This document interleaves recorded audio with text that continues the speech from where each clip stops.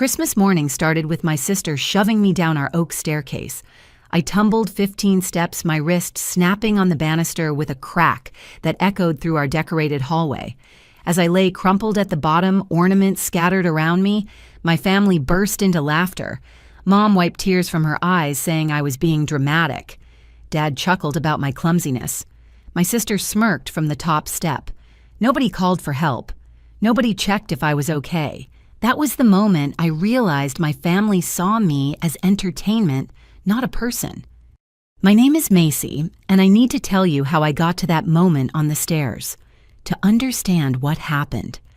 That Christmas morning, you need to know about my sister Jessica and the way our family worked for 28 years. Jessica was born 3 years before me, and from the second I took my first breath, I was competing for second place. She walked at 10 months. I walked at 13 months, but nobody remembered. She spoke in full sentences by 18 months. I spoke at 2 years, but it was too late to impress anyone. By the time we were in elementary school, the roles were set in stone. Jessica was the golden child who could do no wrong, and I was the problem child who could do nothing right. In 3rd grade, Jessica won the spelling bee and got a trophy that sat on our mantle for years. When I won the art contest that same year, my painting got hung on the refrigerator for 2 weeks before it was replaced by Jessica's math test with a gold star. When Jessica made cheerleader in high school, Dad took the whole family out for dinner to celebrate. When I got accepted into the National Honor Society for Art, Mom said congratulations and asked me to set the table. Jessica became homecoming queen senior year, and the local newspaper did a feature story about her. The article hung framed in our living room next to her cheerleading photos and academic awards.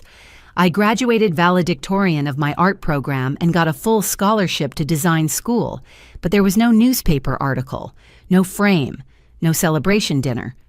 Mom said art school was expensive and impractical, and maybe I should consider something more stable like business or nursing. After college, Jessica landed a marketing job at a prestigious firm in the city.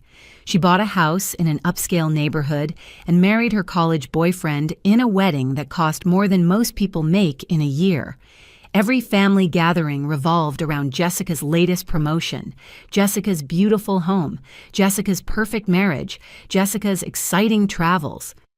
I became a freelance graphic designer working from my small apartment and building my client base one project at a time.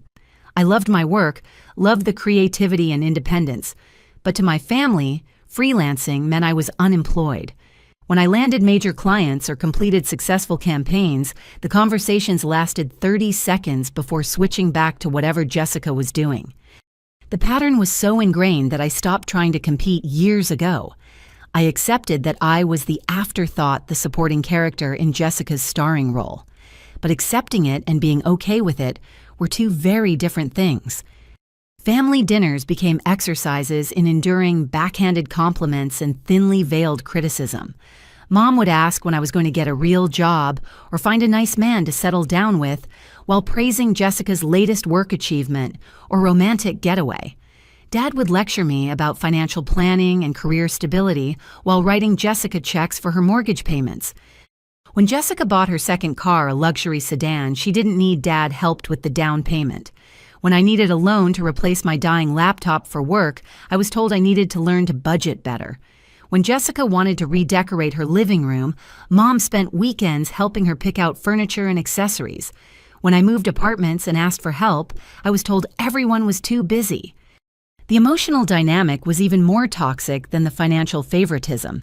Jessica could snap at waiters, be rude to family friends, or throw tantrums about minor inconveniences, and it was dismissed as her being passionate or having high standards. If I expressed frustration about anything, I was being negative or difficult. During my college years, I tried to talk to Mom about feeling left out and overlooked. She told me I was imagining things, and that parents don't have favorites. When I pointed out specific examples of different treatment, she said I was keeping score, and that wasn't healthy. She suggested I focus on being more positive and supportive of Jessica's successes instead of being jealous. That conversation taught me that my feelings didn't matter to my family. My perspective was invalid, my experiences were wrong, and my pain was inconvenient. I learned to swallow my hurt and smile through family gatherings where I felt like an outsider looking in on someone else's life. The worst part wasn't even the favoritism itself, it was the gaslighting that came with it. When I noticed patterns of different treatment, I was told I was being oversensitive. When I felt excluded from family decisions or conversations, I was told I was paranoid. When I expressed hurt about being dismissed or ignored, I was told I was creating drama. For years, I questioned my own reality. Maybe I was too sensitive. Maybe I was imagining the differences in treatment. Maybe I was the problem child they said I was.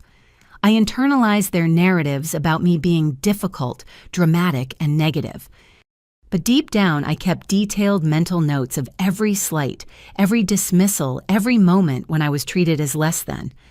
I remembered every time my achievements were minimized, while Jessica's were celebrated. I remembered every time my feelings were dismissed, while Jessica's moods were accommodated. I remembered every time I was expected to apologize for existing, while Jessica was praised for breathing. By the time Christmas morning arrived that year, I had 28 years of evidence that my family saw me as a convenient scapegoat for their dysfunction. What I didn't expect was for Jessica to literally push me down the stairs or for my family to laugh while I lay broken at the bottom. But maybe I should have seen it coming. After all, they had been pushing me around emotionally for decades. The physical push was just the natural progression. The pain in my wrist was excruciating as I picked myself up off the hardwood floor, Christmas ornaments crunching under my knees. Red and gold glass fragments sparkled around me like broken dreams. The laughter from upstairs had faded into casual conversation as if nothing had happened. I cradled my injured arm against my chest and called upstairs. "I think my wrist is broken. I need to go to the hospital." "Oh, stop being such a baby," Jessica's voice floated down dismissively. "You probably just bruised it." Mom appeared at the top of the stairs looking annoyed rather than concerned. "Macy, can you please clean up that mess before you do anything else? Those ornaments were expensive." I stared up at her in disbelief. "Mom, I can't move my wrist. I think it's actually broken." "Well, if you hadn't been so clumsy, this wouldn't have happened," Dad added from the kitchen. "Maybe next time, watch where you're going." The casual cruelty of their responses hit me harder than the fall itself. I gathered my purse with my good hand, grabbed my car keys, and headed for the door. "Where are you going?" Mom demanded. "We're opening presents in an hour and then you need to start cooking dinner. The turkey won't cook itself." "I'm going to the emergency room," I said quietly. "Well, make it quick," she replied, "and try not to be so dramatic about everything. It's Christmas, for goodness sake." The drive to Mercy General Hospital was a blur of tears and pain. Every bump in the road sent lightning bolts up my arm. I had to shift gears with my left hand, which made my old Honda jerk and stall at traffic lights. Other drivers honked impatiently as I struggled to coordinate the clutch and gear shift with my non-dominant hand. The emergency room was surprisingly quiet for Christmas morning. A few other unfortunate souls sat in plastic chairs nursing various holiday injuries. An older man had apparently cut his hand carving a ham. A young woman was holding an ice pack to her head, probably from a slip on icy steps. The triage nurse was a kind woman named Patricia, who took one look at my swollen, discolored wrist and immediately moved me to the front of the line. "Honey, that definitely needs an X-ray," she said gently. "How did this happen?" I hesitated, embarrassed by the truth. "I fell down the stairs." "At home, were you alone when it happened?" "No, my family was there."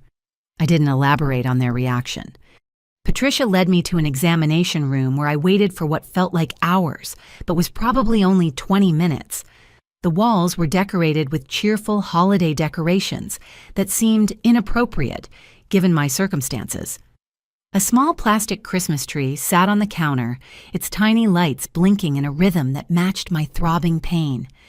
Dr. Sarah Martinez entered with a warm smile and gentle manner that immediately put me at ease. She was probably in her 40s with kind brown eyes and graying hair pulled back in a practical ponytail. Her scrubs were decorated with tiny reindeer, a touch of whimsy that made her seem approachable. I'm Dr. Martinez. Patricia tells me you took a tumble down some stairs this morning. Let's take a look at that wrist. She examined my arm with careful, practiced movements, asking me to rate my pain and describing what she was feeling for. There's definitely swelling and possible fracture. We'll need x-rays to know for sure, but I'm pretty confident you've broken something. As we waited for the radiology tech, Dr. Martinez made small talk to distract me from the pain. So, Christmas morning injury. That's got to be frustrating. Were you rushing around getting ready for family festivities? Something like that, I said, not wanting to explain the real circumstances. The x-ray process was uncomfortable, but manageable. The tech, a young man named David, was patient and gentle as he positioned my arm for multiple angles. "Try to hold still for just 10 seconds, he said, repeatedly apologizing each time the positioning caused me pain. Back in the examination room, Dr. Martinez returned with the films and a grim expression. "Well, Macy, you've definitely fractured your radius. It's a clean break, which is good news, but it's going to need a cast and several weeks to heal properly." She showed me the x-ray images pointing to the clear line across the bone where it had snapped. The break was about 2 inches from my wrist joint, right where it had hit the banister during my fall. The good news is that it's aligned well, so we won't need surgery, but you'll need a cast for 6 to 8 weeks and then physical therapy to regain full strength and mobility. Dr. Martinez called in a technician to apply the cast, and I chose a basic white color. As the plaster hardened around my arm, she explained the care instructions and handed me a prescription for pain medication. "Is there someone who can drive you home?" she asked. "You really shouldn't be driving with that fresh cast." I considered my options. My family was probably still opening presents and preparing for the Christmas dinner I was supposed to cook. The idea of calling them for help after their earlier reaction seemed pointless. "I'll be fine," I said. "I can manage." Dr. Martinez frowned. "Macy, I have to ask. The way you fell down a full flight of stairs, that's usually the result of a pretty significant impact or loss of balance. Did someone push you?" The directness of her question caught me off guard. I opened my mouth to deny it, then closed it again. Something about her genuine concern made me want to tell the truth. "My sister and I were arguing at the top of the stairs. She got angry and gave me a hard shove. I don't think she meant for me to fall all the way down, but..." Dr. Martinez's expression grew serious. "And your family's reaction when they saw you were hurt?"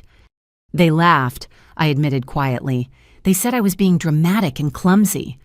She was quiet for a long moment, then pulled out her prescription pad and wrote something down. "Macy, I'm going to give you some information about family counseling services and domestic abuse resources. What you've described isn't normal family behavior, even during an argument." She handed me a card along with my discharge paperwork. "This counselor specializes in family dysfunction and abuse dynamics. I think you might find it helpful to talk to someone about what's happening at home." I stared at the card, surprised by the suggestion. I had never thought of my family's treatment as abuse. It was just how things were, how they had always been. "I know it might seem overwhelming to think about right now," Dr. Martinez continued, "but you deserve to be treated with respect and kindness, especially by your own family, and especially when you're injured and need support." She sat down beside my examination bed, her voice gentle but firm. "Macy, in 15 years of emergency medicine, I've seen a lot of family dynamics. What you've described, the laughing at your injury, the dismissal of your pain, the expectation that you'll just carry on as normal after being hurt, that's not healthy family behavior." I nodded, not trusting my voice to stay steady. The validation from a medical professional felt surreal after years of being told my feelings were wrong. "Take care of yourself," she said as I prepared to leave, "and please consider making that phone call." As I walked back to my car, cast heavy on my arm, I thought about Dr. Martinez's words. For the first time in my life, someone outside my family had witnessed their behavior and found it concerning. Someone with medical training and experience had looked at my situation and seen red flags. My phone buzzed with a text from Mom as I started the car. "Where are you? We're ready for presents, and then you need to start the turkey. Don't be gone all day."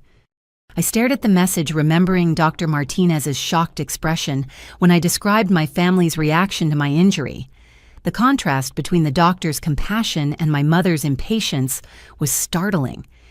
I typed back, "At hospital getting cast for broken wrist. Will be home soon." Her response came immediately, "Well, hurry up. Christmas doesn't wait for anyone and we have a schedule to keep." No concern for my pain, no questions about my diagnosis, no offers to help with dinner preparations given my injury, just irritation at the inconvenience I had caused to her Christmas plans. The drive home was slower and more careful than the trip to the hospital. My cast made shifting gears awkward, and the pain medication hadn't fully kicked in yet. I used the quiet time in the car to process what Dr. Martinez had said about family dynamics and abuse. Was my family abusive? The words seemed too strong, too dramatic. They didn't hit me or scream at me. They just treated me as less important, less worthy of consideration and care. They dismissed my feelings and minimized my experiences. They expected me to accept their treatment without complaint. Maybe that was exactly what Dr. Martinez meant by abuse. Maybe emotional neglect and psychological manipulation were just as damaging as physical violence. Maybe spending 28 years being treated as the family scapegoat had done more damage than I realized. As I pulled into our driveway, I could see through the living room windows. Jessica was sitting on the couch, surrounded by wrapping paper and gifts.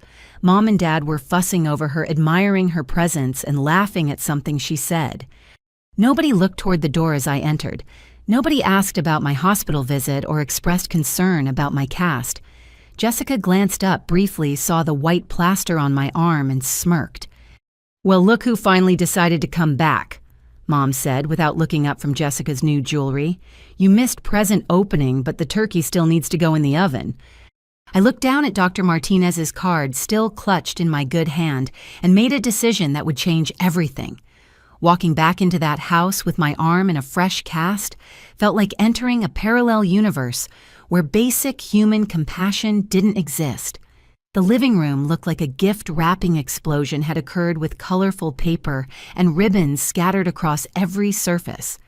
Jessica sat in the center of it all like a queen holding court, modeling a new cashmere sweater that probably cost more than my rent. "Oh, good, you're back," Mom said, finally glancing up at me. Her eyes briefly registered the white cast on my arm, but her expression showed more annoyance than concern. "We're running behind schedule now. The turkey should have been in the oven an hour ago." Dad looked up from assembling Jessica's new tablet. "That's quite a cast, kiddo. How long do you have to wear that thing?" 6 to 8 weeks.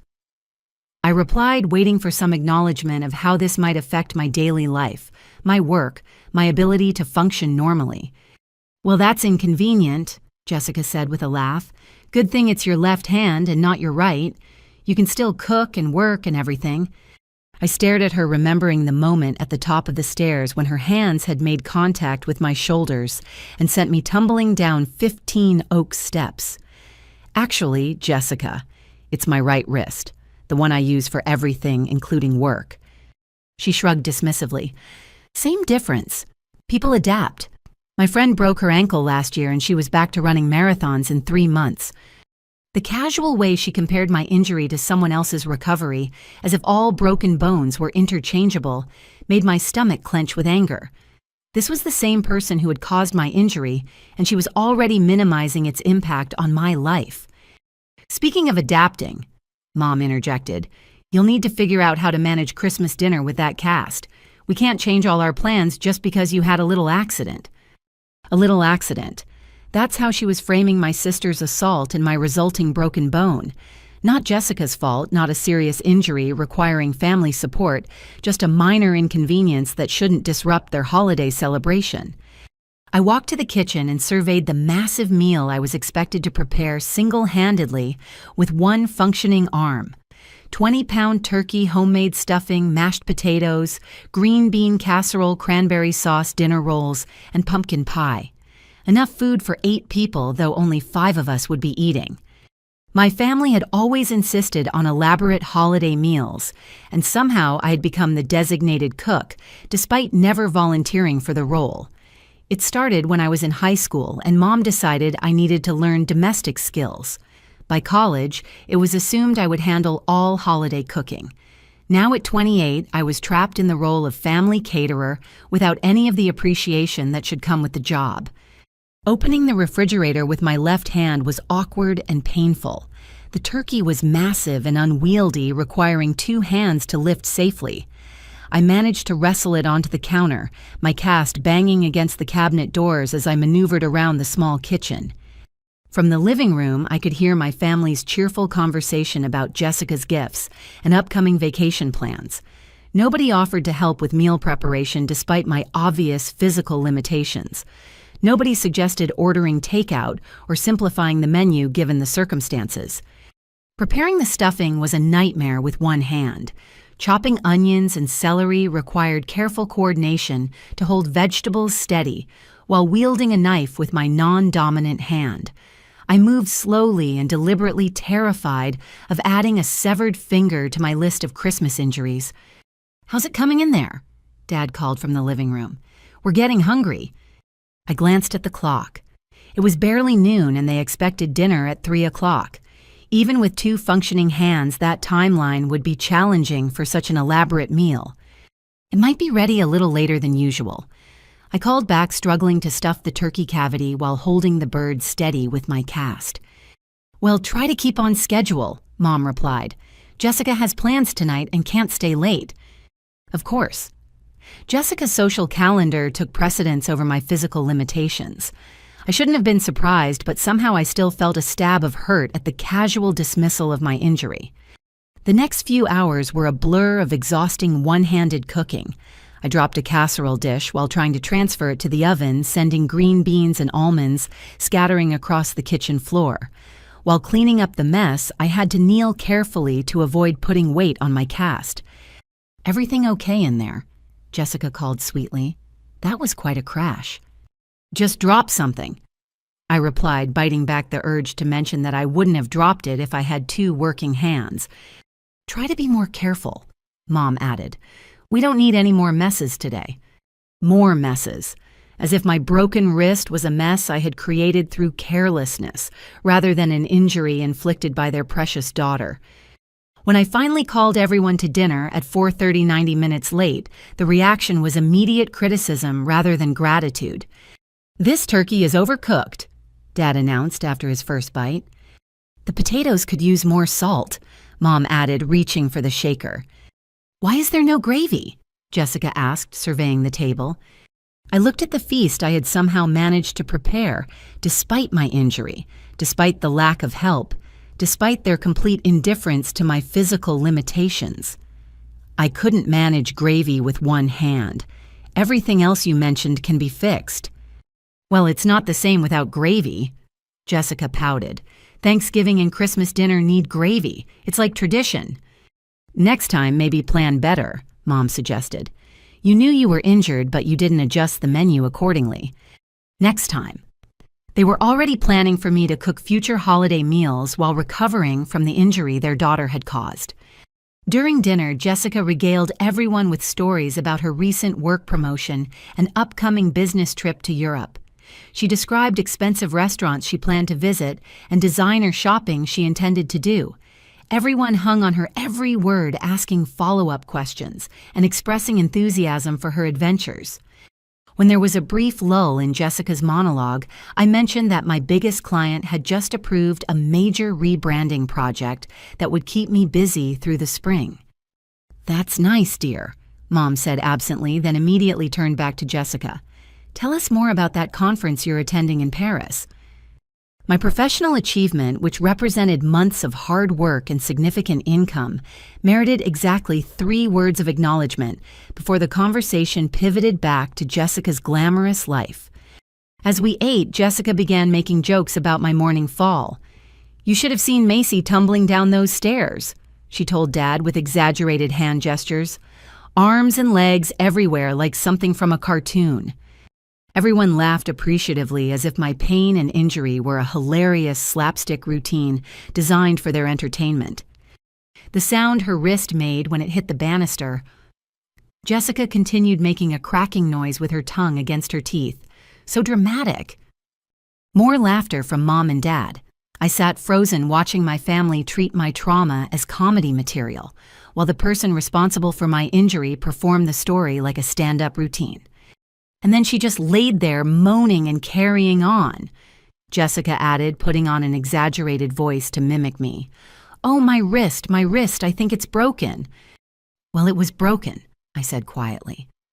"Yeah, but you were being so melodramatic about it," Jessica replied. "Like, we get it, you're hurt, but you don't have to make such a production out of everything." I felt my phone buzzing in my pocket, but ignored it too, stunned by my family's continued cruelty to focus on anything else. They were literally mocking my pain while eating the meal I had prepared for them, despite being injured. When dinner finally ended, I began clearing plates with my good hand while my family returned to the living room to continue their conversation about Jessica's exciting life. "Don't forget to wrap up some leftovers for Jessica to take home," Mom called from the couch. "She loves your cooking." My cooking. The meal they had just spent an hour criticizing was suddenly worth taking home when Jessica wanted it. As I scraped plates and loaded the dishwasher one-handed, I pulled out my phone to check the missed message. It was from Dr. Martinez at the hospital. "Hi, Macy, this is Dr. Martinez from your visit today. I wanted to follow up and make sure you're managing okay with your cast. I hope your family was more supportive once they saw the severity of your injury. Please don't hesitate to call if you need anything or want to discuss those resources we talked about." I stared at the message, struck by the contrast between the doctor's genuine concern and my family's complete indifference. A stranger who had spent 30 minutes with me was more worried about my well-being than the people who were supposed to love me unconditionally. I quietly started my phone's voice recorder and slipped it into my pocket. If Dr. Martinez was right about my family's behavior being abnormal, maybe I needed to document exactly what that behavior looked like. From the living room, Jessica's voice carried into the kitchen. "Honestly, I don't know why Macy makes such a big deal out of every little thing. It's like she enjoys being the victim." "She's always been overly sensitive," Mom agreed. "Remember when she cried for hours because we forgot her birthday dinner that one year?" "That wasn't sensitivity," Dad chimed in. "That was manipulation. She wanted attention and sympathy." I stood at the sink washing dishes with one hand while listening to my family psychoanalyze my emotional responses to their neglect and cruelty. They weren't just dismissing my current injury, they were reframing years of painful experiences as character flaws on my part. When Jessica finally left for her evening plans, she hugged Mom and Dad goodbye with elaborate affection. She walked past me at the kitchen sink without a word, not even acknowledging the meal I had prepared or the injury she had caused. As her car pulled out of the driveway, Mom came into the kitchen where I was still cleaning up. "I hope you're not going to let this little mishap affect your attitude going forward," she said, watching me struggle with the pots and pans. "We don't need you walking around with a chip on your shoulder about something that was clearly an accident." An accident? Despite hearing Jessica's jokes about pushing me down the stairs, Mom was still characterizing my injury as an unfortunate mishap rather than an assault by her golden child. "I'm not sure it was an accident, Mom," I said carefully. Her expression hardened immediately. "Macy, I won't have you starting drama and making accusations. Jessica would never hurt you on purpose, and suggesting otherwise is inappropriate and hurtful." The message was clear. Questioning Jessica's actions was off limits even when those actions resulted in my broken bones. My perspective on my own assault was inappropriate, but Jessica's gleeful retelling of my fall was perfectly acceptable family entertainment. That night, lying in bed with my throbbing wrist elevated on pillows, I replayed the day's events in my mind. The fall, the laughter, the hospital visit, the struggle to cook dinner, the mocking of my pain, the casual dismissal of my injury. For 28 years, I had normalized my family's treatment because it was all I knew.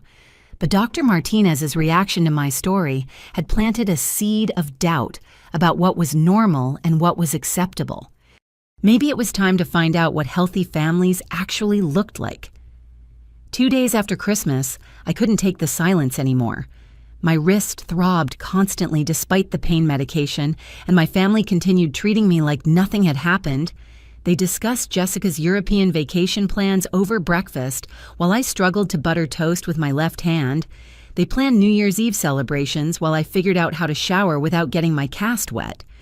The complete lack of acknowledgement that I was injured, that I needed help, that my life had been significantly impacted by Jessica's actions finally pushed me to my breaking point.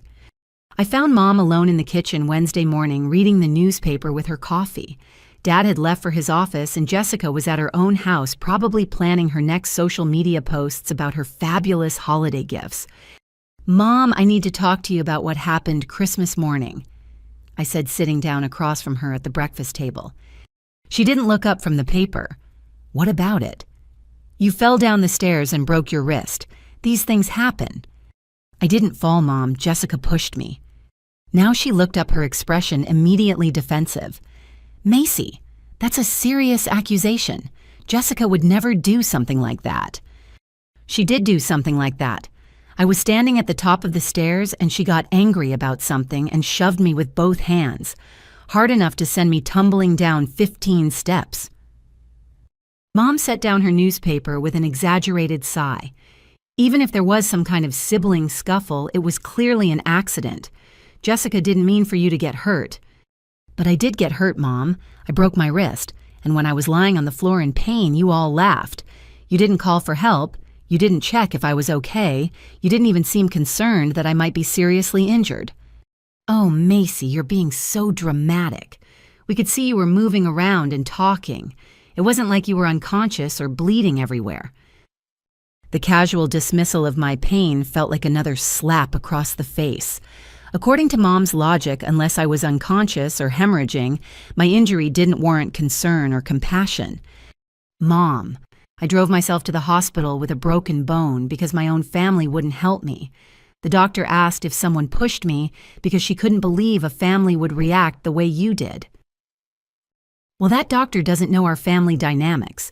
We don't coddle each other around here. We're tougher than that." "Tough?" I stared at her in disbelief.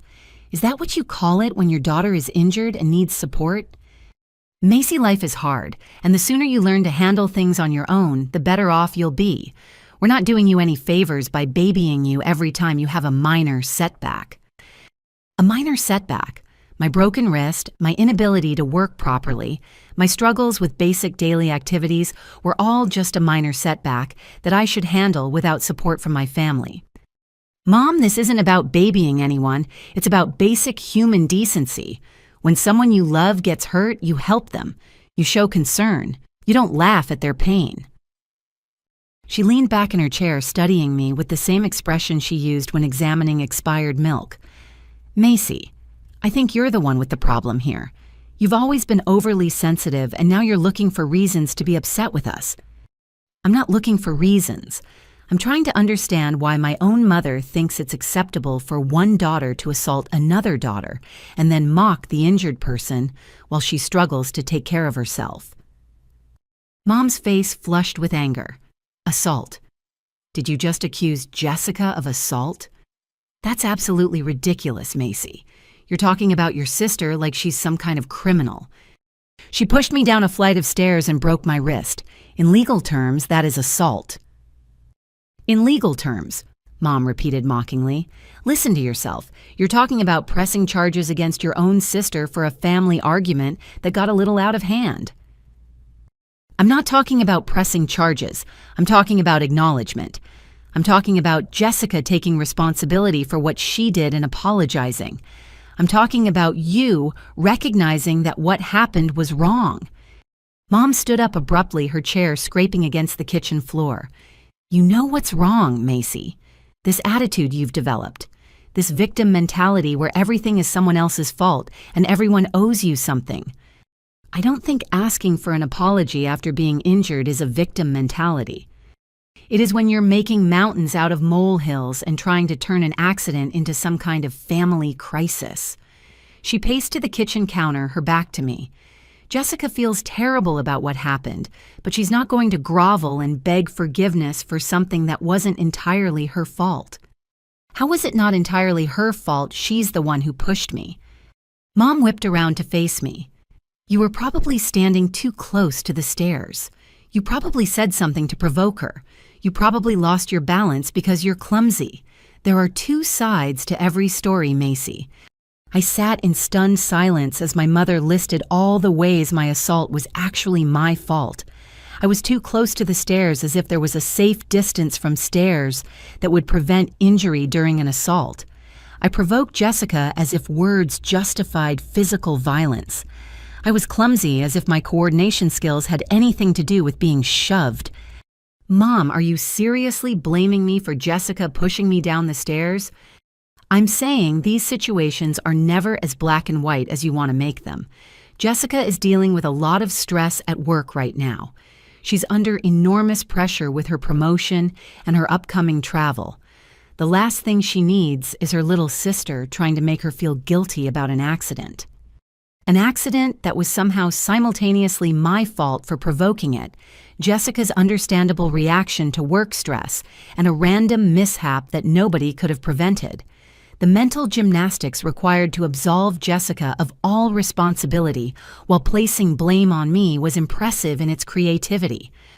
So let me make sure I understand this correctly, I said slowly. Jessica pushed me down the stairs because she's stressed about work.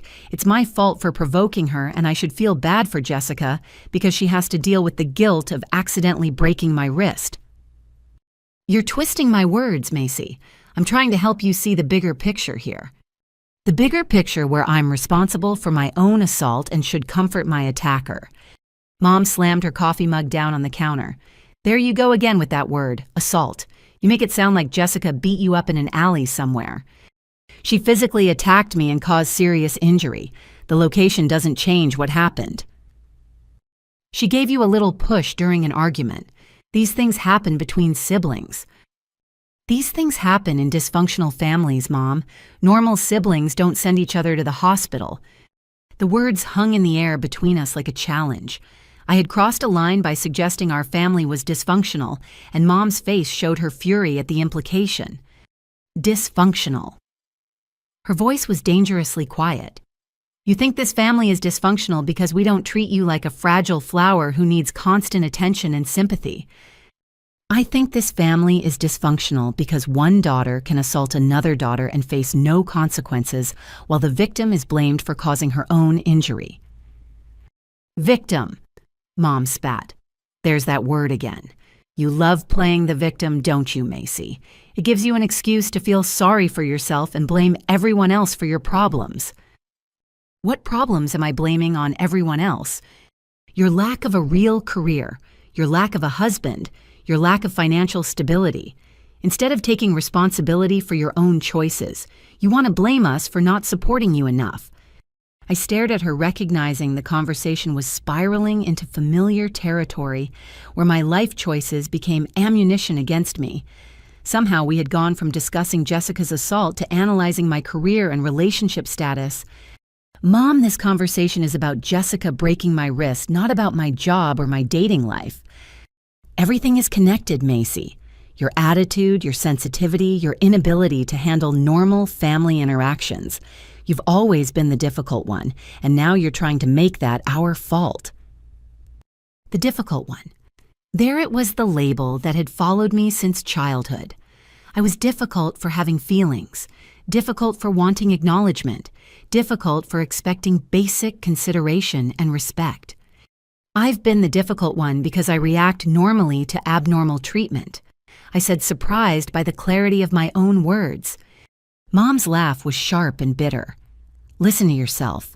Abnormal treatment. We fed you, clothed, you sent you to school, supported you through college. We've given you everything, and you want to complain about our parenting style because we didn't shower you with enough praise. This isn't about praise, Mom. It's about respect. It's about treating me like my feelings matter, like my experiences are valid, like my physical well-being is important to you. Your physical well-being is fine. You have a broken wrist, not a terminal illness. People break bones every day and manage to cope without making their entire family feel guilty about it. I realized in that moment that we were speaking completely different languages. She genuinely didn't understand why I expected concern, support, or acknowledgement after being injured by my own sister. In her worldview, my expectations were unreasonable and my pain was inconsequential. "Mom, do you love me?" The question seemed to catch her off guard. "Of course I love you. You're my daughter." "Do you like me?" She paused for a long moment, and that pause told me everything I needed to know. "Macy, I love you, but I don't always like your attitude or your behavior. You can be negative, critical, and exhausting to deal with. You take everything personally and turn minor issues into major dramas. Like expecting an apology after being pushed down the stairs. Like making your sister's moment of anger into a federal case instead of accepting that accidents happen and moving on with your life." There it was again. Jessica's moment of anger was understandable and forgivable, while my request for acknowledgement was dramatic and unreasonable. "What would you do, Mom, if Dad pushed you down the stairs and broke your wrist?" "Your father would never do such a thing." "But if he did, hypothetically, what would you expect from him afterward?" She was quiet for a moment, considering the scenario. "I suppose I would expect him to apologize and make sure I was okay." "Right. You would expect basic concern and accountability from your partner. So why don't you expect the same from Jessica?" "Because marriage is different from sibling relationships. Spouses have different obligations to each other." "What obligations do siblings have to each other?" To get along reasonably well and not hold grudges over minor incidents." Is breaking someone's wrist a minor incident? It is when it was clearly accidental and the person responsible feels bad about what happened. "How do you know Jessica feels bad? Has she said anything to suggest she feels guilty or sorry?" Mom hesitated again, and I realized Jessica probably hadn't expressed any remorse at all. "She doesn't need to grovel, Macy. Some people show their feelings differently." "So Jessica shows remorse by making jokes about my fall and calling me dramatic. She's dealing with her own emotions about what happened." I leaned forward in my chair, trying one last time to break through the wall of denial and justification that surrounded my mother's worldview. "Mom, I need you to hear what I'm saying. Your daughter pushed me down a flight of stairs. I broke my wrist. Instead of helping me or showing concern, you all laughed at my pain. When I asked for acknowledgement that this was wrong, you blamed me for causing it. That's not normal family behavior." Mom stared at me for a long moment, her expression cycling through anger, frustration, and something that might have been recognition. Then she shook her head firmly. "You know what I think, Macy? I think you need to talk to someone about this obsession with blame and victimhood. Maybe a therapist can help you develop some perspective and coping skills. You think I need therapy because I want my sister to apologize for breaking my wrist. I think you need therapy because you're turning a family argument into a reason to hate us all. That's not healthy, and it's not fair to the rest of us." I stared at my mother, finally understanding that no amount of logic or explanation would make her see the situation clearly. In her mind, I was the problem. I was too sensitive, too dramatic, too demanding. Jessica was stressed and deserved understanding, while I deserved criticism for expecting basic human decency. "You're right, Mom. I should talk to someone about this." "Good. I'm glad you're finally being reasonable about getting help." "I should talk to someone about what it's like to grow up in a family where one child is treated like royalty, while the other is treated like a burden. I should talk to someone about what it does to a person's self-worth when their own mother thinks they deserve to be pushed downstairs." "Macy, that's not what I said." "That's exactly what you said. You said it was my fault for provoking Jessica, my fault for standing too close to the stairs, my fault for being clumsy, and my fault for expecting an apology." I stood up from the table, my cast heavy on my arm. "Thank you for making it clear where I stand in this family's hierarchy. It's good to know that even when Jessica literally breaks my bones, I'm still the one who needs to change. Don't walk away from me, young lady. We're not finished with this conversation." "Yes, we are, Mom. We finished it the moment you decided Jessica's comfort was more important than my broken wrist." I left her sitting at the kitchen table, probably planning how to spin this conversation to make me sound unreasonable when she reported back to Dad and Jessica. But for the first time in my life, I didn't care what story she told about me. I had finally heard my mother's true feelings about me, and they matched what I had suspected for years. I was the difficult daughter who asked for too much and deserved too little. I was the problem child who needed to be fixed, not the injured child who needed to be loved. Dr. Martinez's card was still in my purse, and for the first time since she gave it to me, I was ready to make that phone call. 3 days after my devastating conversation with Mom, I decided to pack up my childhood bedroom. Living at home temporarily while I recovered from my wrist injury had become unbearable, and I needed to gather my remaining belongings before finding somewhere else to stay. My old room hadn't changed much since high school. The same pale yellow walls, the same white furniture, the same bookshelf filled with art supplies and sketch pads from my teenage years. But unlike Jessica's room, which had been preserved like a shrine to her achievements, mine had become a storage space for Christmas decorations and old household items. I was pulling boxes out of my closet with my good hand when I noticed something wedged behind the back panel. Using a coat hanger, I managed to fish out a manila folder that had apparently fallen back there years ago. The folder was thick with papers, and when I opened it, I felt like I was looking at artifacts from another person's life. Inside were report cards, teacher evaluations, school newsletters, and academic awards, spanning my elementary through high school years. My third-grade report card showed straight A's with a teacher's note. Macy is an exceptional student with remarkable creativity and empathy. She helps struggling classmates and always completes her work with care and enthusiasm. 4th grade. Macy's artistic abilities are extraordinary for her age. She thinks deeply about complex topics and expresses herself with unusual maturity. 5th grade. Macy is a natural leader who brings out the best in others. Her kindness and intelligence make her a joy to teach. 6th grade. Macy's writing shows sophisticated emotional understanding. She has a gift for connecting with people and seeing multiple perspectives.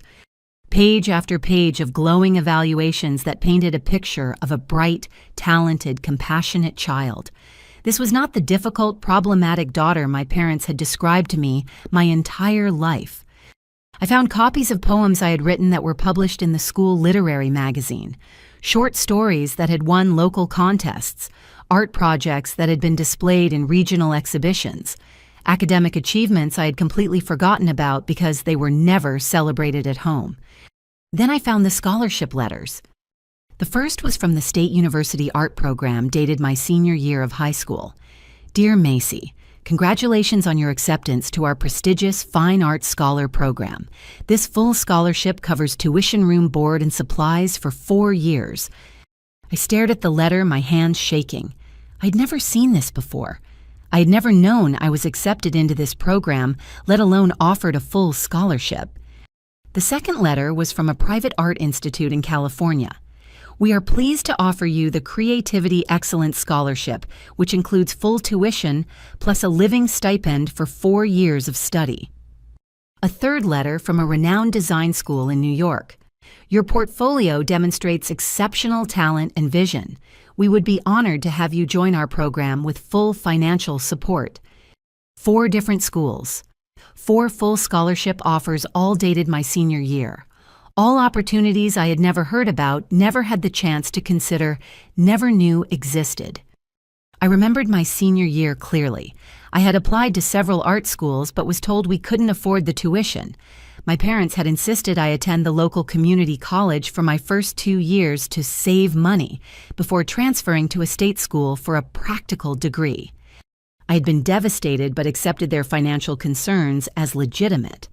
I thought my art wasn't good enough for scholarship consideration. I thought my dreams of attending a prestigious program were unrealistic and selfish. But I had been good enough. I had been scholarship worthy. My parents had simply hidden the evidence from me. Digging deeper in the folder, I found something even more disturbing. Email printouts dated from my senior year between my parents and my high school guidance counselor. Dear Mr. and Mrs. Parker. The first email read, I wanted to follow up on Macy's scholarship opportunities. She has received several impressive offers that would provide her with excellent education and career prospects. When would be a good time to meet and discuss these options? My father's reply, "Thank you for your concern, but we've decided Macy would benefit from staying closer to home for college. We won't be pursuing any out-of-state opportunities." The counselor's response, "I understand family considerations, but these are exceptional opportunities that could dramatically impact Macy's future. The scholarship offers are substantial and her talent is remarkable. Perhaps we could arrange a meeting to discuss the details." My mother's reply, "We appreciate your enthusiasm for Macy's work, but we know what's best for our daughter. She needs to learn responsibility and practical skills before pursuing artistic fantasies. We've made our decision." Artistic fantasies. My mother had described my talent, my passion, my potential career as artistic fantasies not worth pursuing. I found more email exchanges where the counselor tried repeatedly to advocate for me, explaining the value of the scholarship opportunities and the strength of my artistic abilities. Each time my parents shut down the conversation with variations of the same theme, they knew what was best for me, and what was best was giving up my dreams. The final email from the counselor was heartbreaking. "I respect your decision as Macy's parents, though I believe she has extraordinary potential that deserves nurturing. I hope you'll reconsider allowing her to at least know about these opportunities so she can make her own choice." My mother's final response was cold and definitive. "Macy is too immature to make these kinds of decisions. She needs structure and guidance, not encouragement to chase unrealistic goals. Please do not contact her directly about these scholarships." I sat on my childhood bedroom floor surrounded by evidence that my entire educational trajectory had been sabotaged by my own parents. They had actively prevented me from knowing about opportunities that could have changed my life. But there was more. I found a folder labeled medical records that contained my childhood doctor visits and psychological evaluations. Apparently, several teachers had recommended I be tested for the gifted program in elementary school. The psychological evaluation conducted when I was 8 years old contained startling conclusions. Macy demonstrates exceptional intellectual and creative abilities, scoring in the 98th percentile for her age group. She shows remarkable emotional intelligence and empathy. We recommend immediate placement in the gifted education program. The school's recommendation letter urged my parents to support advanced academic opportunities for me. Macy would thrive in an accelerated learning environment. Her intellectual abilities require more challenging coursework to prevent boredom and underachievement. I had never been placed in gifted programs. I had never been told I scored in the 98th percentile of anything. I had been kept in regular classes while being told I was average, ordinary, nothing special. Meanwhile, Jessica had been enrolled in every advanced program available, tutored extensively, and constantly praised for her intelligence and achievements. I found more evidence that my parents had systematically undermined my development. Music teachers had recommended I join advanced ensembles, but my parents declined. Art instructors had suggested special summer programs, but my parents said we couldn't afford them while simultaneously paying for Jessica's expensive tennis camps and music lessons. College counselors had encouraged me to apply for academic scholarships based on my grades and test scores, but my parents insisted I wasn't scholarship material. The pattern was clear and devastating. Every opportunity for advancement, every recognition of my abilities, every chance to develop my potential had been blocked by my parents, while similar opportunities were actively pursued for Jessica. In the very back of the folder, I found something that made my blood run cold. A series of handwritten notes in my mother's distinctive script, apparently copied from a parenting book or magazine article. Strategies for Managing Sibling Rivalry. The title read, below that bullet points in my mother's handwriting. Keep the problem child humble to prevent attention-seeking behavior. Don't allow the difficult child to outshine the good child. This creates family disruption. Limit praise for the problem child to prevent ego inflation. Focus family resources on the child most likely to succeed. The squeaky wheel shouldn't get the grease. This rewards bad behavior. The problem child, the difficult child, the squeaky wheel, all references to me written in my mother's hand as strategies for managing our family dynamics. But the most damning evidence was on the last page, a list titled, "Keeping Macy in Line." Don't tell her about scholarship opportunities. College away from home would make her harder to control. Minimize her achievements so she doesn't get ideas above her station. Always redirect attention back to Jessica's successes.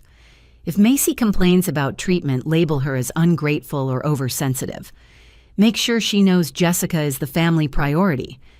I stared at this list for a long time, reading and rereading the calculated cruelty of my parents' approach to raising me. This wasn't unconscious favoritism or accidental neglect. This was deliberate, systematic emotional abuse designed to keep me subordinate and compliant. They had stolen my opportunities, hidden my achievements, and gaslit me into believing I was the problem. They had spent 28 years implementing a carefully planned strategy to undermine my potential and keep me trapped in the role of family scapegoat. The worst part was how effective their strategy had been. I had internalized their messages about being difficult and problematic. I had accepted their version of reality where Jessica was naturally superior and I was naturally flawed. I had spent years blaming myself for not being good enough, not trying hard enough, not deserving the same love and support they gave Jessica. But the truth was that I had never been given a fair chance to succeed. My phone buzzed with a text from Jessica. "Mom says you're being dramatic about Christmas again. Get over it already." I looked at the message, then at the evidence spread across my bedroom floor, and felt something shift inside me. For the first time in my life, I wasn't questioning my own perceptions or wondering if I was overreacting. I was angry, furiously, righteously angry. I took photos of every document in the folder, especially the handwritten notes about keeping me in line. Then I carefully returned everything to the folder and hid it in my purse. This wasn't just evidence of favoritism or poor parenting choices. This was documentation of a deliberate campaign to sabotage my life while elevating Jessica's. And now I had proof. The next morning, I called the number on Dr. Martinez's card. My hand was shaking as I dialed, partly from nervousness and partly from rage at everything I had discovered in my childhood bedroom. "Family Wellness Center, this is Amanda speaking." "Hi, I'd like to make an appointment with Dr. Patricia Hendricks. I was referred by Dr. Sarah Martinez from Mercy General Hospital." "Of course. Dr. Hendricks has an opening this afternoon at 2 o'clock if you're available." I was more than available. I was desperate to talk to someone who might help me make sense of the evidence I had found and the family dynamics I was finally starting to understand clearly. Dr. Patricia Hendricks' office was nothing like I had expected. Instead of a sterile clinical space, it felt like a comfortable living room with soft lighting plants in every corner and artwork that actually looked encouraging rather than generic. Dr. Hendricks herself was a woman in her 50s with silver hair and gentle eyes behind wire-rimmed glasses. "Please call me Patricia," she said as I settled into a plush chair across from her desk. "Dr. Martinez mentioned you were dealing with some family issues following an injury. Would you like to tell me what brought you here today?" I started with Christmas morning, describing Jessica's push the fall, my broken wrist, and my family's reaction. Patricia listened without interrupting, occasionally taking notes, her expression growing more concerned as my story progressed. After I got home from the hospital, no one in my family seemed to care that I was injured. They expected me to cook Christmas dinner with one hand, and when I struggled, they criticized the food instead of offering help. "That must have felt very isolating," Patricia said gently. "How did your family respond when you tried to discuss your feelings about what happened?" I told her about my conversation with Mom, how every attempt to get acknowledgement or accountability was turned back on me as evidence that I was dramatic, oversensitive, and problematic. Yesterday, I found some documents in my old bedroom that shed new light on my family's treatment of me over the years. I pulled out my phone and showed her the photos of the report card scholarship letters, and most importantly, the handwritten notes about keeping me humble and in line. Patricia studied the images carefully, her eyebrows rising as she read my mother's strategic notes about managing sibling rivalry. "Macy, what you're showing me is documentation of systematic emotional abuse and deliberate sabotage of your development," she said finally. This isn't favoritism or unconscious bias. This is calculated psychological manipulation. Hearing a professional use the word abuse to describe my childhood was both validating and terrifying. I had spent so many years wondering if I was overreacting to normal family dynamics. My parents always said I was the difficult child, the one with problems. They made me believe that Jessica was naturally better than me and that I needed to accept my lesser role in the family. Patricia leaned forward slightly. Macy, what you're describing is called scapegoating. In dysfunctional family systems, one child is designated as the problem, while another child is idealized. The scapegoated child receives blame for family dysfunction, while the golden child can do no wrong. That describes my family exactly. Jessica is the golden child who gets praised for everything, and I'm the scapegoat who gets blamed for everything. The evidence you found suggests this wasn't accidental. Your parents deliberately withheld opportunities from you while providing every advantage to your sister. They actively undermined your self-esteem and potential. Patricia explained how scapegoating serves a function in dysfunctional families. When there's underlying dysfunction, conflict, or mental illness in a family system, designating one member as the problem allows everyone else to avoid dealing with the real issues. So, by making me the difficult one, they could ignore whatever was actually wrong with our family. Exactly. Your role was to absorb all the family's dysfunction and negative emotions. Jessica's role was to make the family look successful and normal from the outside. I thought about all the times my parents had bragged about Jessica's achievements to friends and relatives, while barely mentioning my existence. Our family's public image was built entirely on Jessica's success, while my failures were used as cautionary tales.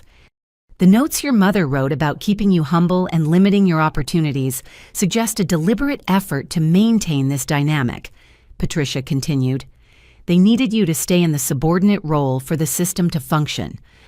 But why would parents want to sabotage one child's success? Patricia considered the question carefully. Sometimes it's about control.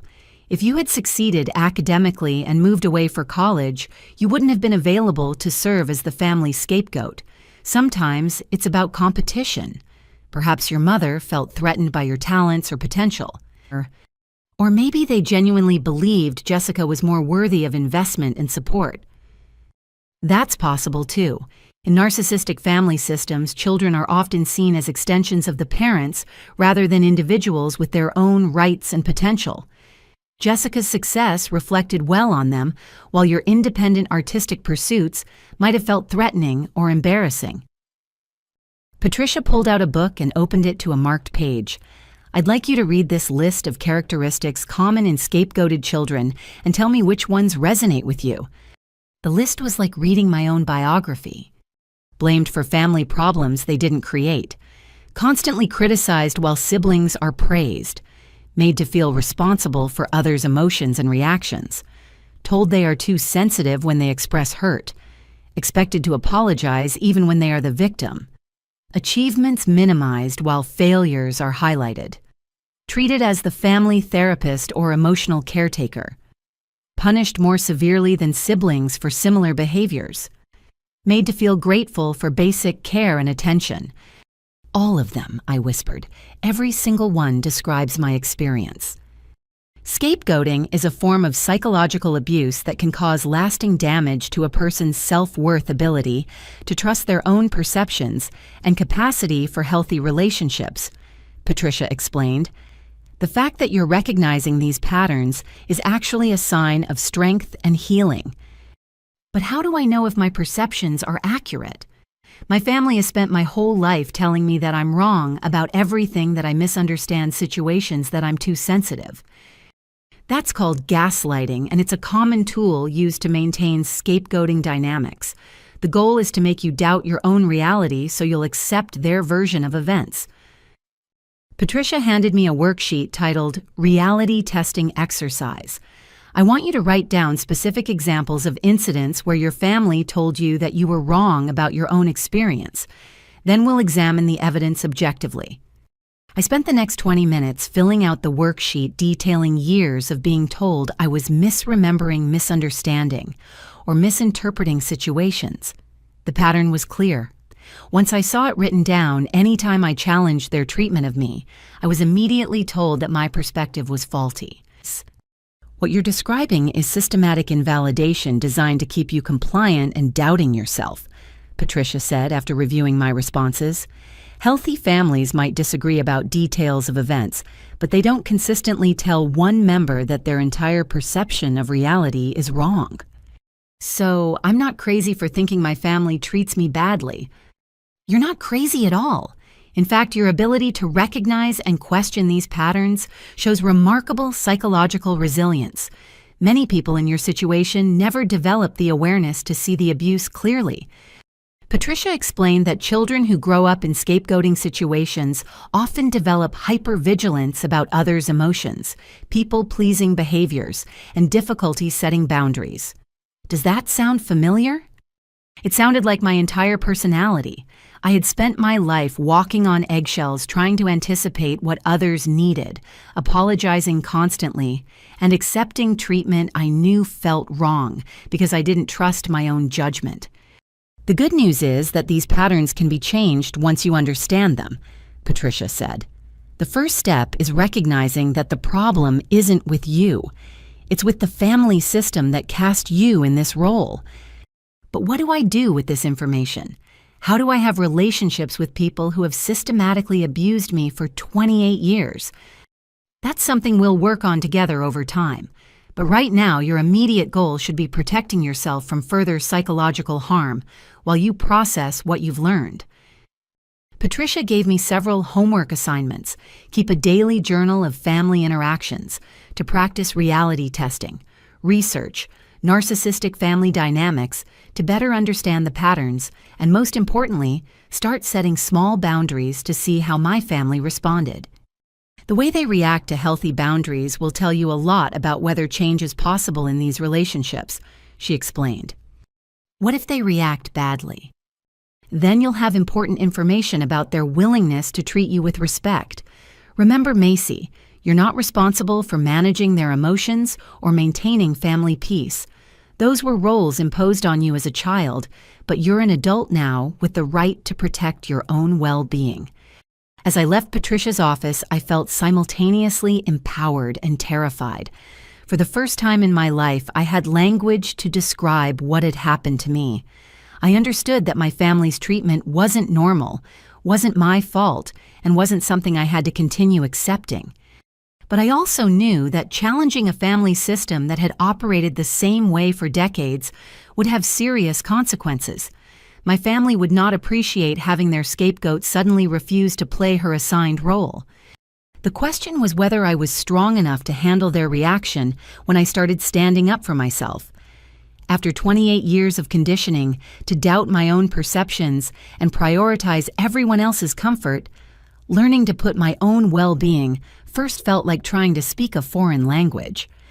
But as I drove home with Patricia's words echoing in my mind, I realized I didn't have a choice anymore. Now that I understood what had been done to me, I couldn't unknow it. I couldn't go back to being the family scapegoat because I finally understood that role had never been about my deficiencies. It had been about their dysfunction all along. 2 days after my revelation session with Patricia, I was in my apartment trying to work on a client project when I heard shouting from the house next door. My parents lived in a quiet suburban neighborhood where loud arguments were rare, so the commotion caught my attention.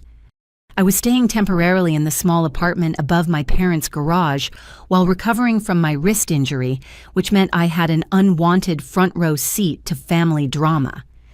Through my window, I could see Jessica's luxury sedan parked in our parents' driveway at an unusual angle, as if she had pulled in hastily. The shouting was coming from inside the house, and I could hear Jessica's voice rising above the others. I tried to focus on my computer screen, but the argument was loud enough that I couldn't help but overhear. Jessica was crying, which was shocking in itself, since I had rarely seen her show vulnerability in our entire lives. "I can't believe this is happening," she sobbed. "Everything is falling apart, and I don't know what to do." Mom's voice was soothing and concerned in a way I had never heard her use with me. "Sweetheart, calm down and tell us what happened. Whatever it is, we'll figure it out together." "David filed for divorce," Jessica wailed. "He said he's been unhappy for months and he can't pretend anymore. He wants half of everything, including the house." I froze at my computer. Jessica's marriage to David had been held up as the gold standard of romantic success for the past 5 years. Every family gathering included updates about their exotic vacations, expensive renovations, and perfect compatibility. "That bastard!" Dad's voice carried clearly through the thin walls. "After everything you've done for him, after all the money we've put into that house." "It gets worse," Jessica continued through her tears. "Remember that harassment complaint I mentioned at work? Well, it's not going away like I thought it would. They're opening a full investigation and my boss says I might be suspended pending the outcome." My hands stilled on my keyboard. Jessica had mentioned a harassment complaint at Christmas, but she had described it as a minor misunderstanding that would blow over quickly. "What exactly did you do?" Mom asked, her voice tight with worry. "I didn't do anything wrong," Jessica said defensively. "There's this guy in my department, Marcus, who's been gunning for my promotion for months. He's trying to sabotage me by making false accusations." "What kind of accusations?" Dad pressed. There was a long pause before Jessica answered. "He says I created a hostile work environment, that I made inappropriate comments about his race and questioned his qualifications for projects. He recorded some of our conversations without my permission." I felt my stomach drop. Jessica was describing what sounded like legitimate workplace discrimination, not the petty office politics she had initially portrayed. "Those recordings could be taken out of context," Mom said quickly. "I'm sure when people hear your side of the story, they'll understand you were just being direct and professional." "That's what I thought too," Jessica replied, her voice breaking again. "But HR showed me some of the transcripts and they sound bad. Really bad. Like I was deliberately trying to undermine him." "Well, were you?" Dad asked bluntly. "I was trying to protect my own interests," Jessica snapped. "Marcus is ambitious and talented, and I felt like he was trying to push me out. So yes, I may have questioned his ideas more than I should have, and maybe I made some comments about diversity hires, but I never meant anything malicious." Diversity hires. I cringed at the casual racism in Jessica's explanation, delivered as if her discriminatory comments were reasonable professional tactics. "The point is," Jessica continued, "my career is basically over. Even if I don't get fired, my reputation is ruined. No one will want to work with me after this." "Surely there's something we can do," Mom said. "A lawyer or talking to someone higher up in the company?" "I already talked to a lawyer," Jessica replied miserably. "He said the recordings are probably admissible and my comments are clear evidence of discriminatory intent. He recommended I start looking for a new job before I get fired." The conversation continued for another hour, with my parents offering various schemes to salvage Jessica's career and marriage. They discussed hiring expensive lawyers, calling in favors with family connections, and finding ways to discredit Marcus's allegations. What struck me most was the tone of the conversation. There was no suggestion that Jessica should take responsibility for her actions or consider how her behavior had affected others. The entire focus was on protecting her from consequences and finding ways to blame external forces for her problems. When Jessica finally left, slamming the front door behind her, I sat in my apartment processing what I had overheard. The sister who had been held up as the perfect example of success and character was apparently a racist bully whose marriage was collapsing and whose career was in ruins. I thought about all the family dinners where Jessica's professional achievements had been celebrated while my freelance work was dismissed as unstable. All the times her relationship with David had been praised as an example I should follow, while my single status was treated as a personal failing. The golden child's life was falling apart, but instead of acknowledging her role in creating these problems, she was being supported in blaming everyone else. An hour later, I heard a car door slam again. Jessica was back this time, storming up the stairs to my apartment. She pounded on my door with unusual aggression. "Macy, open up. I need to talk to you." I considered pretending I wasn't home, but curiosity got the better of me. I opened the door to find Jessica looking haggard and desperate, her perfect makeup smeared from crying. "Did you hear what happened downstairs?" she demanded, pushing past me into my small living room. "I heard some of it," I admitted. "It sounds like you're going through a difficult time." Jessica laughed bitterly. "A difficult time. That's one way to put it. My husband wants a divorce. My job is in jeopardy, and I'm probably going to lose my house." I wasn't sure how to respond. This was the first time Jessica had ever come to me, seeking support or sympathy, and given our family's dynamics, I suspected there was an ulterior motive. "I'm sorry to hear about your marriage troubles," I said carefully. "Are you, though?" Jessica turned to face me, her eyes red with tears and anger. "Are you really sorry, or are you secretly glad that my perfect life is falling apart?" The question caught me off guard with its directness. "Jessica, I don't want you to suffer. I may not like how our family works, but I don't wish bad things on you." "Right," she said sarcastically. "The martyred little sister who's always been so understanding and forgiving. Don't pretend you haven't been waiting for this moment." "What moment?" "The moment when golden child Jessica finally fails at something. When the family favorite finally loses her shine and you get to feel superior for once."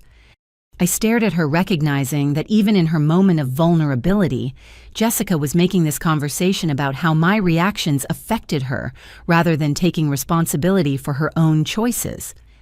"Jessica, I'm not feeling superior. I'm confused about why you're here talking to me about this." "Because you're the only one who won't judge me," she said, collapsing onto my couch.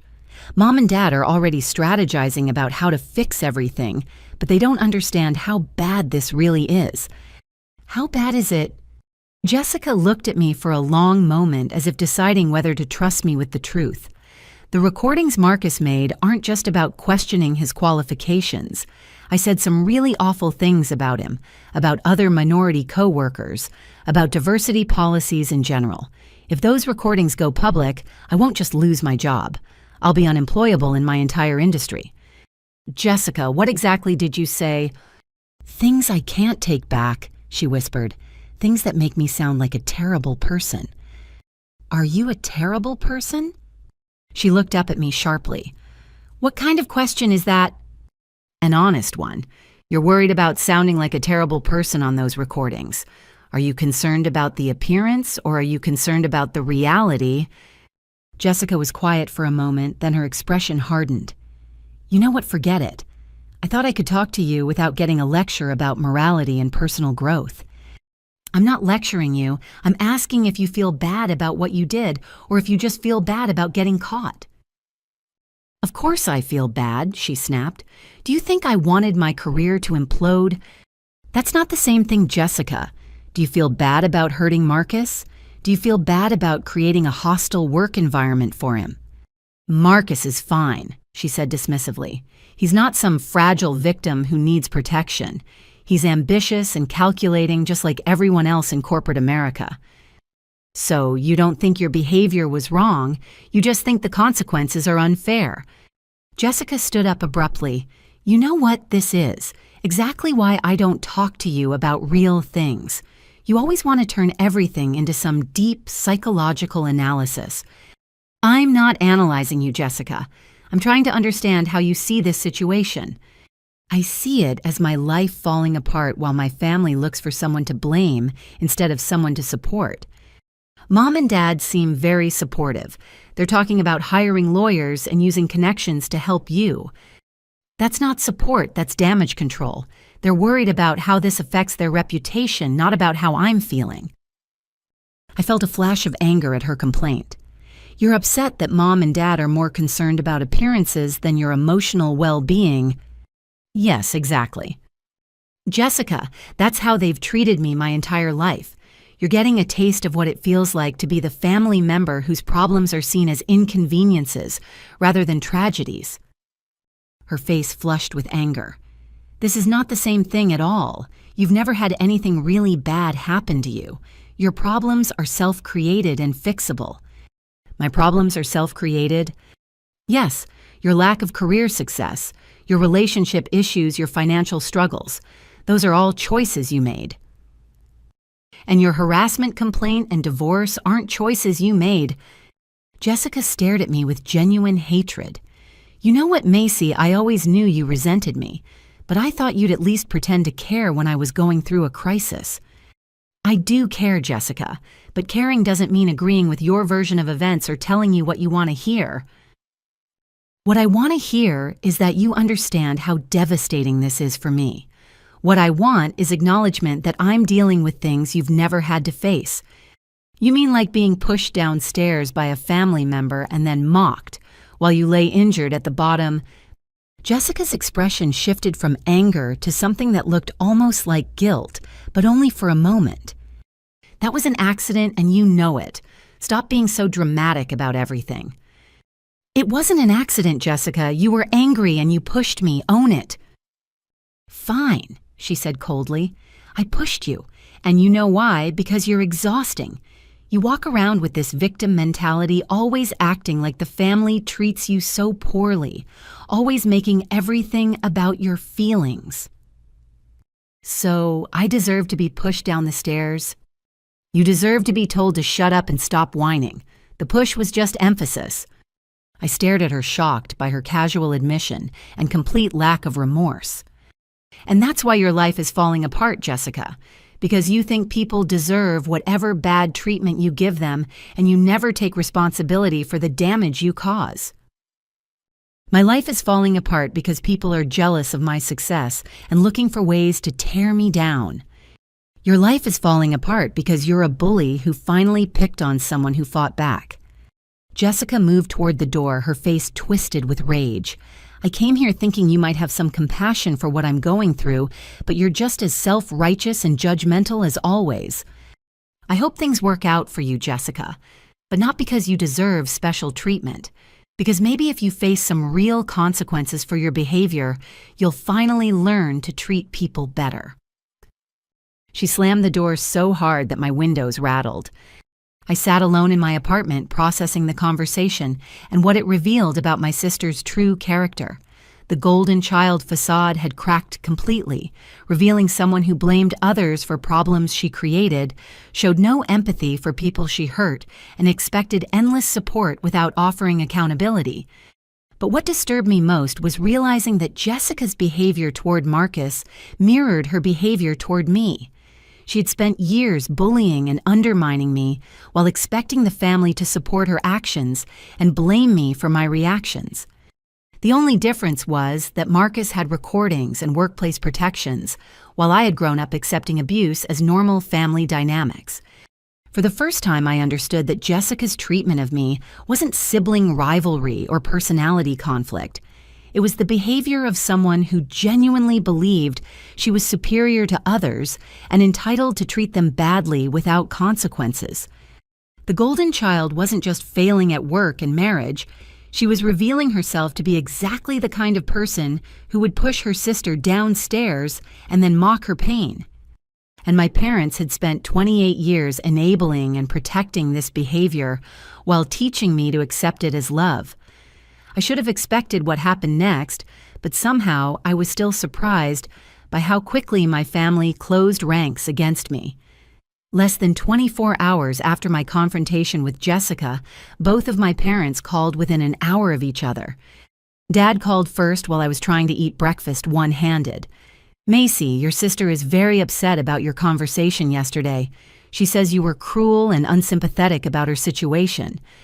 Hi, Dad. Yes, I'm doing fine with my broken wrist. Thanks for asking. Don't be smart with me, young lady. Jessica is going through the worst crisis of her life, and instead of supporting her, you decided to attack her character. I set down my coffee mug carefully, already feeling my blood pressure rising. I didn't attack her character, Dad. I asked her to take responsibility for her actions. Her actions. She's the victim here, Macy.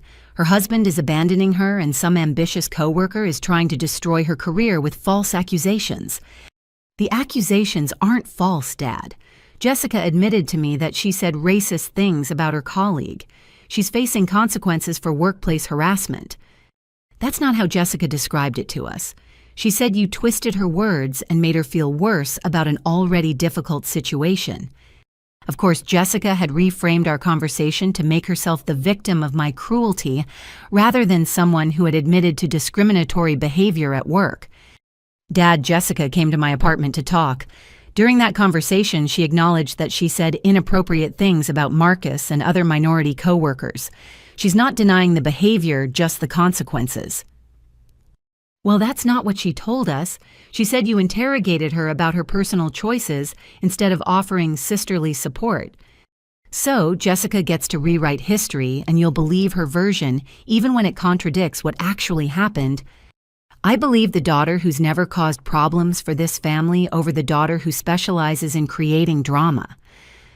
The casual dismissal of my perspective in favor of Jessica's narrative felt like another punch to the gut. Even when Jessica was clearly in the wrong, even when she was facing consequences for genuinely harmful behavior, I was still the problem child whose viewpoint couldn't be trusted. Dad, I've been part of this family for 28 years. When have I ever created drama? Every time you complain about feeling left out, every time you question our decisions, every time you make family gatherings uncomfortable with your attitude. You mean every time I've asked for equal treatment or expressed hurt about being dismissed? I mean every time you've refused to accept your role in this family and tried to stir up trouble instead. My role in this family. There it was, the explicit acknowledgement that I had a designated role, and that role was apparently to accept mistreatment without complaint. What exactly is my role supposed to be, Dad? To be supportive of your sister, respectful of your parents, and grateful for everything we've provided for you. And Jessica's role? To make us proud, which she's done consistently until this unfortunate situation. So Jessica's role is to succeed, while my role is to support her success, even when that success comes at the expense of treating people badly. Your role is to be a loving sister instead of a jealous critic. I'm not jealous of Jessica's behavior, Dad. I'm horrified by it. And that attitude is exactly why Jessica didn't feel comfortable coming to you for support. She needed compassion, not judgment. I realized this conversation was going nowhere. In Dad's worldview, Jessica's need for unconditional support outweighed any consideration of her actions or their impact on others. Dad, when I was pushed down the stairs and broke my wrist, did Jessica offer me compassion or judgment? That was an accident, and you know it. Stop bringing up ancient history when your sister is dealing with real problems. Ancient history. My assault and injury from 2 weeks ago was ancient history, while Jessica's self-created workplace crisis demanded immediate family unity and support. If Jessica's problems are real and mine are ancient history, I think I understand where I stand in this family's hierarchy. There's no hierarchy, Macy. There are just different personality types and different approaches to handling challenges. Right. Jessica's approach involves harassing coworkers and pushing family members downstairs, while my approach involves ancient history, like having feelings about being injured. You're being deliberately obtuse. Jessica made some poor choices at work, but that doesn't make her a bad person. Meanwhile, you're holding grudges about family dynamics and using Jessica's crisis as an opportunity to relitigate old grievances. I hung up on him. For the first time in my life, I actually hung up on my father rather than continuing to absorb his gaslighting and manipulation. 30 minutes later, Mom called. Her approach was different but equally infuriating. Macy, honey, I'm concerned about your emotional state lately. Dad told me about your conversation with him, and Jessica is very hurt by your lack of support during her difficult time. Hi, Mom. Let me guess. You're calling to tell me what a terrible sister I am for not supporting Jessica's racist harassment of her coworker. I'm calling because I'm worried about you. You seem angry and resentful, and that's not healthy for you or for our family relationships. I am angry, Mom. I'm angry that Jessica faces no consequences for pushing me down the stairs. angry that she's being coddled while she deals with consequences for workplace harassment, and angry that I'm being blamed for not enabling her bad behavior. Sweetie, you're making Jessica's work situation sound much worse than it actually is. She may have been a little too direct with some colleagues, but she's not a racist or a harasser. Mom, she admitted to me that she made inappropriate comments about diversity hires and questioned Marcus's qualifications because of his race. Well, workplace politics can be complicated. Sometimes people say things that get taken out of context. She recorded saying discriminatory things, Mom. That's not context, that's evidence. Macy, I think you're choosing to interpret Jessica's situation in the worst possible light because you're still upset about the stairs incident. The stairs incident. Even Mom couldn't bring herself to call it what it was, an assault that resulted in my broken wrist. Mom, these are two separate issues. Jessica's workplace harassment is about her choice to discriminate against a colleague. Her assault on me is about her choice to physically attack a family member. Both reveal patterns of behavior where Jessica hurts others and faces no accountability. Attack is a very strong word, honey. Jessica didn't attack you. You two had a disagreement that got physical for a moment. I had a disagreement. Jessica had violence. You're being overdramatic again, sweetheart. This is exactly what I'm worried about. Your tendency to catastrophize normal family conflicts. Normal family conflicts. According to Mom, being pushed downstairs was a normal conflict, while asking Jessica to take responsibility for her actions was overdramatic. Mom, do you think it's normal for one family member to send another family member to the hospital? I think siblings sometimes have heated moments and accidents happen during emotional conversations. Do you think it's normal for a family to laugh at someone's injury instead of helping them? I think we didn't realize how seriously hurt you were, and we reacted with nervous laughter rather than genuine amusement. Nervous laughter. She was rewriting history again, turning their cruel mockery of my pain into an understandable stress response. Do you think it's normal for parents to hide scholarship opportunities from one child while providing every advantage to another child? There was a long pause. I don't know what you're talking about, Macy. I found the folder in my old room, Mom, the scholarship letters you and Dad hid from me. The emails with my guidance counselor where you refused to let me know about full-ride opportunities to prestigious art schools. Another pause, longer this time. Those were complicated decisions based on what we thought was best for you at the time. You thought it was best for me to not know about full scholarships that could have changed my entire life trajectory. We thought you were too immature to make such big decisions, and we were concerned about you moving far from home so young. But Jessica was mature enough to make big decisions, and you weren't concerned about her moving far from home. Jessica's situation was different. Jessica was more stable, more practical. We knew she could handle the challenges of competitive academic environments. And I couldn't handle challenges because you've always been more sensitive, more emotional. We were trying to protect you from environments that might be overwhelming. So you protected me by hiding opportunities and keeping me dependent and local while you prepared Jessica for success by giving her every advantage and encouraging her independence. We tried to make decisions that played to each of your strengths. My strengths being emotional instability and Jessica's being everything else. Macy, you're twisting my words. We've always wanted what's best for both of our daughters. What's best for Jessica is career advancement, financial support, and family protection from consequences. What's best for me is limitation dependence and acceptance of whatever treatment I receive. That's not true, sweetheart. We love you both equally. But you treat us completely differently. Because you are different people with different needs and different capabilities. And Jessica's capabilities include harassing coworkers and assaulting family members. Macy, I'm ending this conversation. You're clearly in a state of mind where you can't discuss family issues rationally. I'm in a state of mind where I can see family issues clearly for the first time in my life. When you're ready to have a mature conversation about supporting your sister through her crisis and moving forward as a family, you can call us back. She hung up before I could respond. I sat in my apartment processing both conversations and the consistent themes in my parents' messaging. Jessica was the victim who deserved support despite creating her own problems through harmful behavior.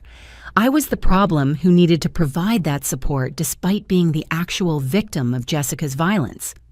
My parents weren't just taking Jessica's side in these specific conflicts, they were reinforcing the fundamental family dynamic where Jessica's needs mattered more than my well-being, where Jessica's version of events was automatically believed while mine was automatically dismissed. An hour later, my phone started ringing with calls from extended family members. First my aunt, then my uncle, then my cousin, all with variations of the same message I needed to stop being selfish and support Jessica during her time of need. "Your parents are really worried about you," my Aunt Linda said.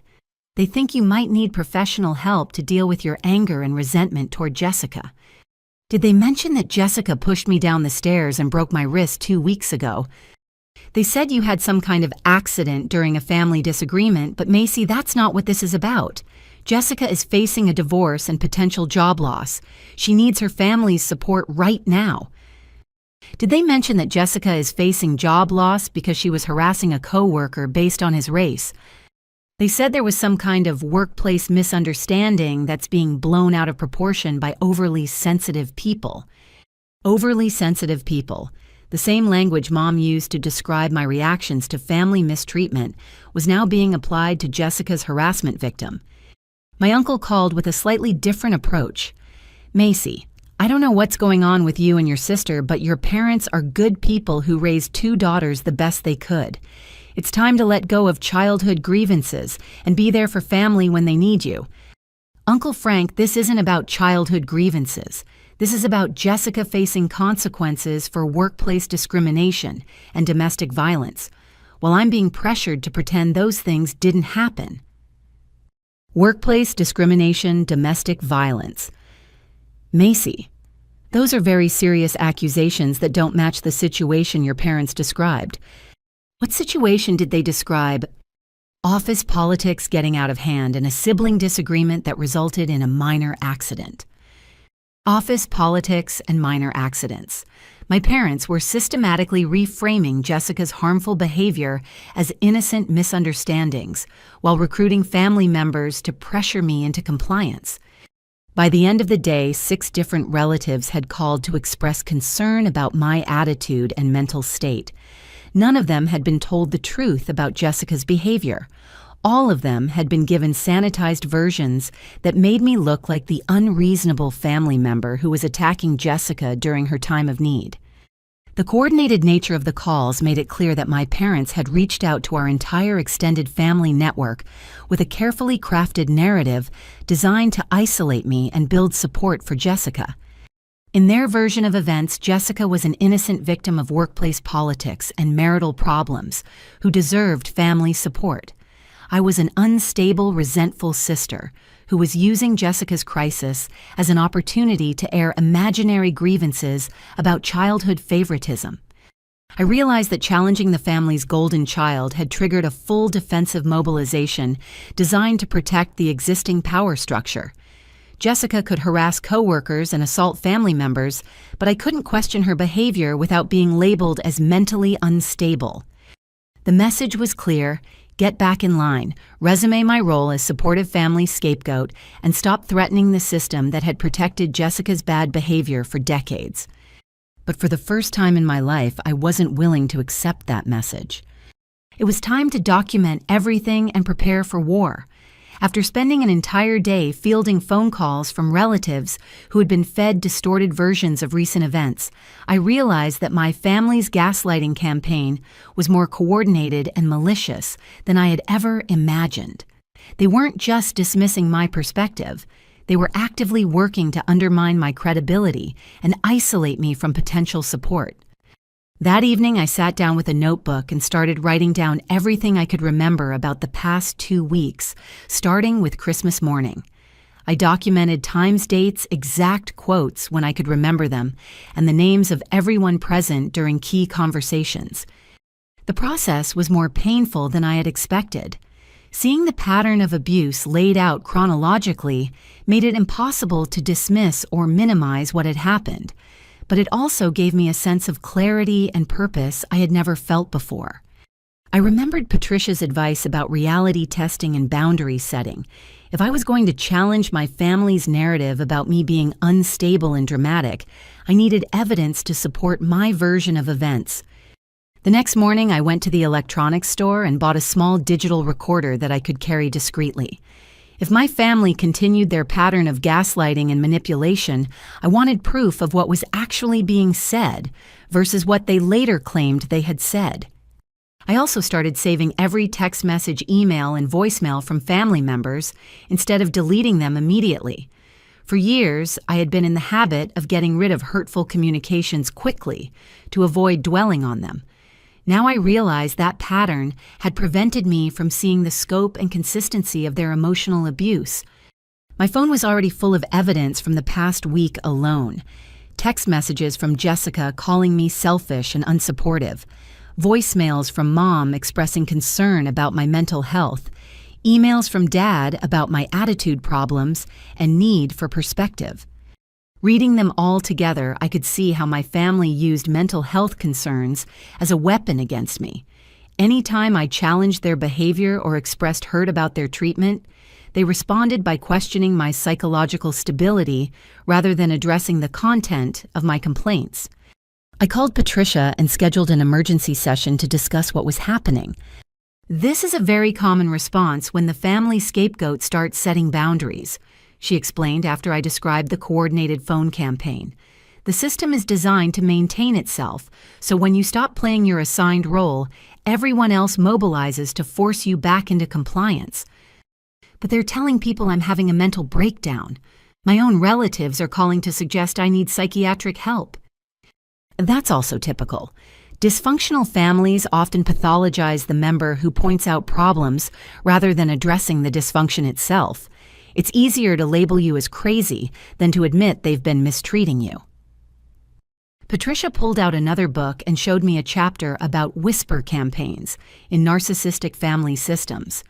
When the scapegoat begins to resist, the family often launches a preemptive narrative assault designed to discredit them before they can expose the family's dysfunction. So they're not just reacting to my recent behavior. They're trying to prevent me from telling people what actually happened. Exactly. They need to maintain their public image as a loving, normal family. If you start talking about Jessica's assault, the hidden scholarship opportunities, or the years of emotional abuse, that image becomes threatened. But what if they're right? What if I am having some kind of psychological breakdown and seeing things that aren't really there? Patricia smiled gently. Macy, you're doing the exact opposite of having a breakdown. You're finally seeing clearly after years of having your perception distorted by people who benefited from your confusion. She explained that my newfound ability to recognize and name abusive behavior was actually a sign of psychological health, not illness. The fact that you're questioning your own perceptions shows how thoroughly you've been conditioned to doubt yourself, but the evidence you've presented is consistent and credible. So what do I do now? You continue documenting everything and you prepare for the possibility that your family will escalate their campaign to pressure you into compliance.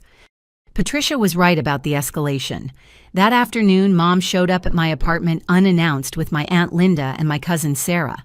The intervention squad had arrived. I quickly activated the voice recorder on my phone and slipped it into my pocket before answering the door. "Hi, sweetie," Mom said with exaggerated warmth. "We thought we'd stop by for a little chat. All three of you just happened to be in the neighborhood. We're concerned about you," Aunt Linda said, pushing past me into my living room. "Your family loves you, but they're worried about your recent behavior." I gestured for them to sit down, curious to see how this intervention would unfold. "What behavior concerns you?" "Your anger toward Jessica, for starters," Sarah said. "She's going through the worst time of her life, and instead of supporting her, you're attacking her character." "Can you be specific about how I've attacked her character?" "You've accused her of being racist," Mom said. You've suggested she deliberately hurt you on Christmas. You've refused to offer comfort or assistance during her crisis. Did you tell them what Jessica actually said about her coworker, or what she actually did to me on Christmas morning? We told them about the workplace misunderstanding and the accident on the stairs, Mom replied carefully. The workplace misunderstanding where Jessica admitted to making racist comments about Marcus and other minority colleagues. The three women exchanged glances. Jessica may have been insensitive in her communication style, Aunt Linda said diplomatically, but that doesn't make her a racist. And the accident where Jessica deliberately pushed me with both hands and sent me tumbling down 15 stairs. Macy, you're exaggerating again, Mom said with a sigh. There was a moment of physical contact during an argument, but calling it deliberate violence is dramatic and unfair. Were you there when it happened? I saw the aftermath, and I know Jessica would never intentionally hurt you. But you didn't see the actual push. I didn't need to see it to know Jessica's character. So you're taking Jessica's word over mine about what happened to me. We're taking the word of the daughter who's never shown violent tendencies over the daughter who's clearly struggling with anger and resentment issues, Sarah said bluntly. I felt my temper flare but managed to keep my voice level. What anger and resentment issues? Your complaints about childhood favoritism, your jealousy of Jessica's success, your refusal to accept responsibility for your own choices. Mom listed. These are patterns that have been building for years. Can you give me specific examples of times I've refused to accept responsibility for my choices? Your career struggles, your relationship problems, your financial difficulties, Aunt Linda said. Instead of addressing these issues constructively, you blame family dynamics. What career struggles? I'm a successful freelance graphic designer with steady clients and good income. Freelancing isn't a real career, honey, Sarah said gently. It's gig work that leaves you financially insecure and professionally isolated. And my relationship problems? You've never maintained a long-term relationship because you have trust issues and difficulty with emotional intimacy, Mom explained. Those are things you could work on with therapy instead of blaming your upbringing. What financial difficulties? You're 28 years old and living in a garage apartment, Macy. That's not exactly financial success. I realized they had come prepared with a comprehensive list of my supposed failures and deficiencies. Every aspect of my life was being reframed as evidence of personal inadequacy rather than the result of deliberate family sabotage. I'm living in the garage apartment temporarily while I recover from my broken wrist. My regular apartment doesn't have the accessibility features I need right now. See, there you go again, Mom said with frustration. Everything comes back to that wrist injury. You're using one unfortunate incident to justify ongoing anger toward your entire family. One unfortunate incident where my sister assaulted me and broke my bone. One accident during a family disagreement that you're blowing completely out of proportion, Aunt Linda corrected. I looked at the three women sitting in my living room, all united in their conviction that I was the problem that needed to be fixed. They had arrived with predetermined conclusions about my character, my choices, and my motivations that no amount of evidence would change. What would you like me to do differently? I asked. Apologize to Jessica for your lack of support during her crisis, Mom said immediately. Acknowledge that your anger is misplaced and commit to working on your emotional issues. And if I don't? The three women exchanged looks again.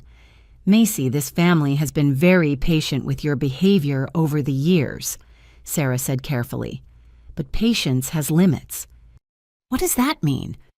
It means that if you continue down this path of blame and resentment, you may find yourself increasingly isolated from family relationships, Aunt Linda explained. You're threatening to cut me off if I don't apologize for being assaulted.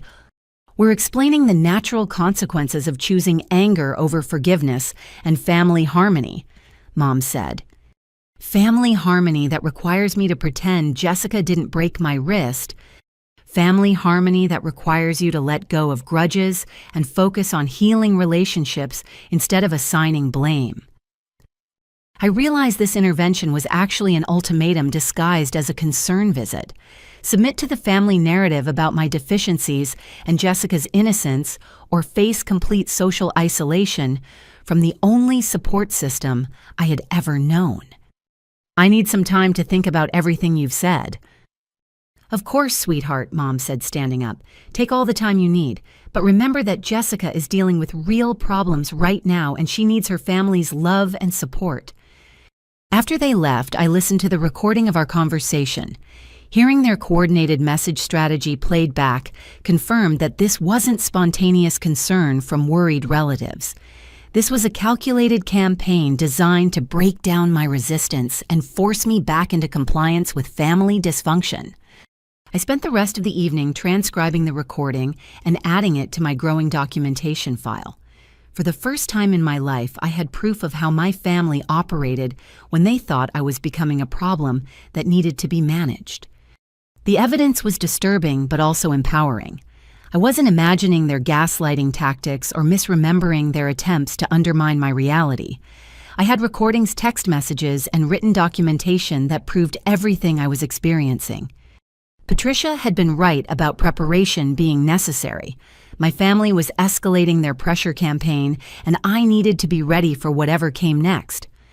But I was no longer the confused, self-doubting scapegoat they had spent 28 years conditioning me to be. I was someone with evidence, documentation, and finally a plan. Over the next week, the phone calls from relatives intensified into what felt like a full-scale psychological warfare campaign. It started with my grandmother calling from Florida, her voice trembling with concern. "Macy, darling, your mother is beside herself with worry about you. She says you've been making terrible accusations about Jessica and refusing to help during this difficult time." I had always been close to Grandma Ruth, so her disappointment cut deeper than the criticism from other family members. "Grandma, did Mom tell you what Jessica did to me on Christmas morning?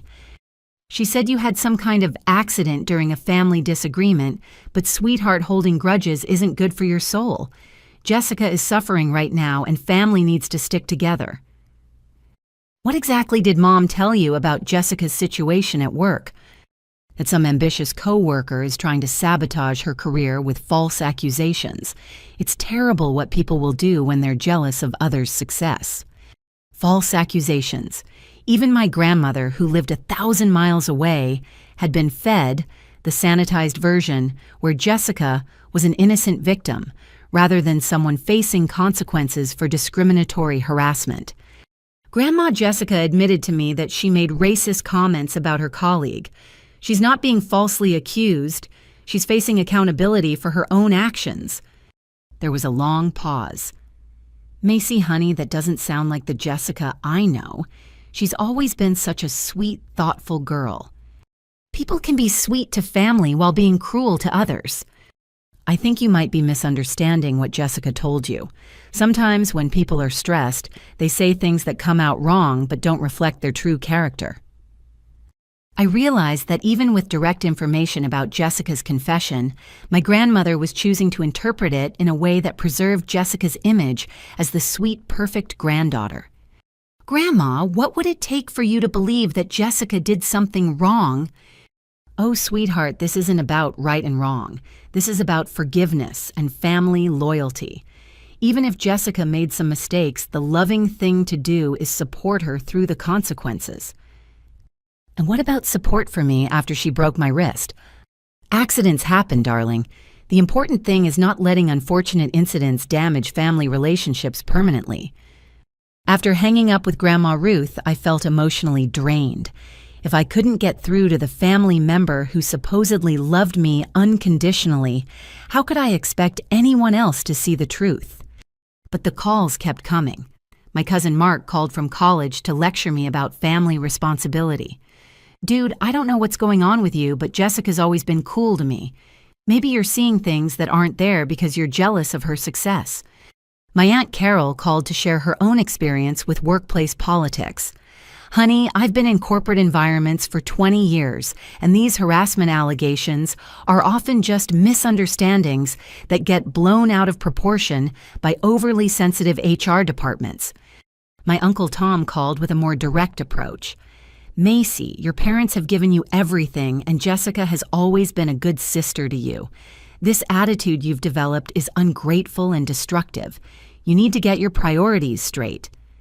Each conversation followed the same pattern: dismiss Jessica's actual behavior, minimize my injury, and reframe my reactions as evidence of character flaws that needed correction. What disturbed me most was how easily my extended family accepted my parents' narrative without questioning it or asking for my perspective. They were willing to believe I had suddenly developed mental health issues rather than consider that their information might be incomplete or biased. The most painful call came from my cousin Emma, who I had always considered a close friend and ally. Macy, I'm really worried about you. Aunt Linda says you're accusing Jessica of assault and making wild claims about your childhood. That doesn't sound like you at all. Emma, what if those accusations are true? What if I'm finally telling the truth about things that actually happened? But why would you wait until now to bring up childhood issues? And why, during Jessica's crisis, the timing makes it look like you're trying to hurt her when she's already down?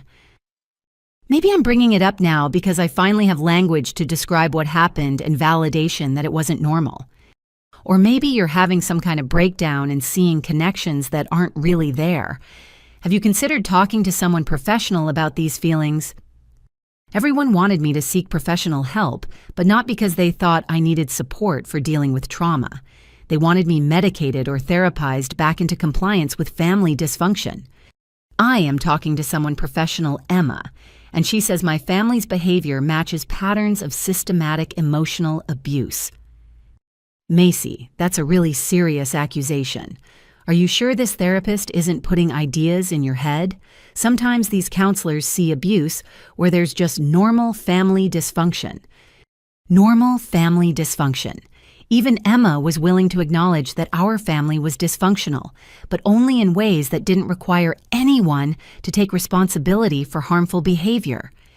Emma, if I showed you documentation of years of favoritism, hidden opportunities, and deliberate sabotage of my development, would that change your mind? Documentation, Macy. You're starting to sound paranoid. Families aren't conspiracies with documentation and evidence. They're just people trying to do their best with imperfect information. Paranoid. Another label designed to discredit my perceptions and discourage me from seeking validation for my experiences. The breaking point came when my Uncle Dave called with information that made my blood run cold. Macy, your parents are really concerned about your mental state. They're talking about having you evaluated for psychiatric intervention if this behavior continues. Psychiatric intervention. They think you might be having some kind of psychotic break where you're creating elaborate fantasies about family persecution. They're worried you could become dangerous to yourself or others. I felt my chest tighten with panic. My parents weren't just trying to isolate me socially. They were laying groundwork to have me declared mentally incompetent. Uncle Dave, did they show you any evidence that I'm dangerous or psychotic? They showed me some text messages you sent that seemed pretty angry and accusatory, and they played me a voicemail where you were making threats. What threats? Something about not letting Jessica get away with what she did and making sure everyone knew the truth about the family. I remembered that voicemail. I had been frustrated after a particularly gaslighting conversation with Mom and had left a message saying I wouldn't let them continue lying about what happened and that I would make sure people understood the truth about Jessica's behavior. But in their retelling, my promise to tell the truth had become threats of violence or revenge. Uncle Dave, those weren't threats of violence. I was saying I would tell people what actually happened instead of accepting the lies they're spreading about me. That's not how your parents interpreted it, Macy. They're genuinely afraid of what you might do. They're afraid I might tell people the truth about how they've treated me. Or they're afraid you're losing touch with reality and might hurt yourself or someone else. I realized that my family's whisper campaign had evolved into something much more dangerous. They weren't just trying to discredit my perspective. They were building a case for having me involuntarily committed to psychiatric care. In their narrative, I was an unstable individual who had developed elaborate delusions about family persecution and was making threatening statements about revenge. They had twisted my legitimate complaints into evidence of mental illness and my promises to tell the truth into threats of violence. Uncle Dave, have you ever seen me display violent or dangerous behavior? Well, no, but mental illness can develop suddenly in people your age, and your parents know you better than anyone. Do they know the version of me they've spent 28 years creating through systematic emotional abuse? Macy, listen to yourself. You're talking about systematic abuse and conspiracy theories. That's not normal thinking. What's not normal is a family that hides scholarship opportunities from one child while providing every advantage to another. What's not normal is parents who laugh when one daughter injures another. What's not normal is calling someone's injury an accident when multiple people witnessed it was deliberate. But you don't have proof of any of that, do you? You just have your memories and interpretations of events. I have documentation, Uncle Dave. I have the hidden scholarship letters, the emails where my parents refused to let me know about opportunities, the recordings of recent conversations where they admit their favoritism. Recordings Macy secretly recording family conversations is not normal behavior. That's exactly the kind of thing that makes people worried about your mental state. I realized that any evidence I gathered would be reframed as proof of my instability rather than validation of my claims. In my family's version of reality, documenting abuse was more problematic than committing abuse. So if I have no evidence, I'm delusional. If I gather evidence, I'm paranoid. There's no way for me to prove what happened without being labeled as mentally ill. There's no way to prove it because it probably didn't happen the way you remember it. Memory is unreliable, especially when you're looking for reasons to blame others for your problems. My problems? Your career struggles, your relationship issues, your financial situation. It's easier to blame family dynamics than to take responsibility for your own choices. Even Uncle Dave had been fed the comprehensive list of my supposed failures and character defects. My family had prepared talking points for every relative who might have contact with me. After hanging up, I sat in my apartment feeling completely isolated and terrified. My extended family had been systematically turned against me through a campaign of lies and manipulation designed to portray me as mentally unstable and potentially dangerous. If my parents followed through on their threat of psychiatric intervention, I could lose my independence, my career, and my credibility permanently. Who would believe the word of someone who had been institutionalized over the word of a respectable, middle-class family? I called Patricia immediately and explained what Uncle Dave had told me. This is unfortunately common when scapegoats start challenging family narratives, she said. The threat of psychiatric intervention is used to terrorize them back into compliance. But what if they actually do it? What if they convince someone I'm mentally ill? They would need medical evidence of actual mental illness and documentation of dangerous behavior. Challenging family dysfunction doesn't qualify despite what they're telling your relatives. Patricia explained that involuntary commitment required specific legal criteria that my family couldn't manufacture based on my recent behavior alone. But she also warned that they could continue escalating their harassment and isolation campaign. The fact that they're coordinating this extensively shows how threatened they are by your newfound clarity. They need to silence you before you expose their dysfunction to others. So what do? You continue documenting everything, and you prepare for the possibility that you may need to cut contact completely for your own safety and well-being. As I hung up with Patricia, I realized that my family's reaction to my attempts at accountability had revealed the true scope of their dysfunction. They weren't just dismissing my complaints or minimizing Jessica's behavior. They were actively working to destroy my credibility, isolate me from support systems, and potentially have me institutionalized to prevent me from exposing their abuse. The loving family I had spent 28 years trying to please didn't actually exist. What existed was a protective system designed to maintain Jessica's position and eliminate any threats to that hierarchy. and I had just become the biggest threat they had ever faced. After Uncle Dave's revelation about my parents considering psychiatric intervention, I knew I needed legal advice. Patricia had recommended an attorney who specialized in family law and harassment cases, and I called her office first thing Monday morning. Catherine Walsh's law office was located in a downtown building with floor-to-ceiling windows and expensive-looking furniture. She was a woman in her 40s with sharp eyes and a no-nonsense demeanor that immediately put me at ease. "Dr. Hendricks filled me in on the basics of your situation," she said after I settled into the chair across from her desk. She mentioned family harassment escalating to threats of forced psychiatric evaluation. I pulled out my phone and the folder of documents I had discovered. It started with my sister pushing me downstairs and breaking my wrist. When I asked for accountability, my family began a campaign to discredit me and isolate me from extended family support. Catherine reviewed the photos of my injury, listened to several of the recorded conversations, and examined the documentation of hidden scholarship opportunities with growing interest. "Let me make sure I understand the timeline correctly," she said, taking notes. "Your sister physically assaulted you, causing significant injury. When you sought acknowledgement and accountability, your family responded by gaslighting you about the incident and launching a systematic campaign to portray you as mentally unstable." "That's exactly right. And now they're telling relatives they're considering psychiatric intervention because they think I'm dangerous or delusional." Catherine set down her pen and looked at me directly. "Macy, what your family is doing constitutes harassment, defamation, and potentially criminal conspiracy. The coordinated nature of their campaign to damage your reputation and threaten your freedom is legally actionable." Hearing an attorney validate my experience with such certainty was both relieving and terrifying. But they're my family. Can I really take legal action against my own parents and sister?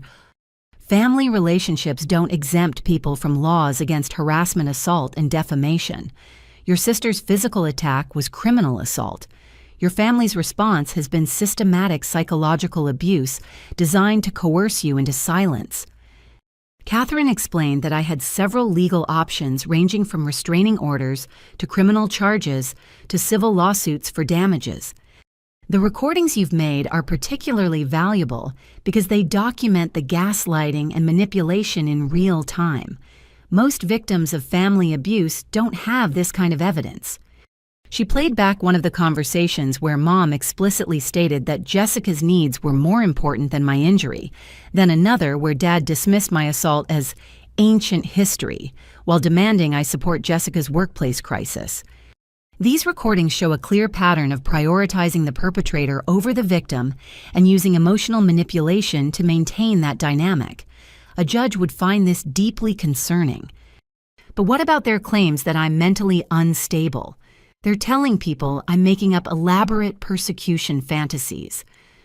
Catherine laughed grimly. "Macy, your documentation is meticulous. Your timeline is consistent, and your behavior throughout this ordeal has been remarkably rational. You've sought professional help, gathered evidence systematically, and tried to address issues through direct communication before considering legal action." She pulled out a legal pad and began outlining potential strategies. "If they follow through on threats of psychiatric intervention, we can seek an emergency restraining order preventing them from making false reports about your mental health. We can also pursue defamation claims for the lies they're spreading to your extended family." "What about the assault itself?" "The statute of limitations for criminal charges hasn't expired, and you have medical documentation of the injury. However, prosecuting family members for assault can be complicated because juries sometimes expect victims to get over domestic violence." Catherine recommended starting with a comprehensive cease and desist letter that would put my family on legal notice that their harassment campaign needed to stop immediately. "We'll detail every instance of defamation, harassment, and intimidation, along with the evidence supporting your claims. This serves two purposes. It gives them an opportunity to stop their behavior voluntarily, and it creates legal documentation if we need to pursue criminal or civil action later." What kind of response should I expect? Based on what you've described, they'll probably escalate initially. Narcissistic families don't respond well to external challenges to their control.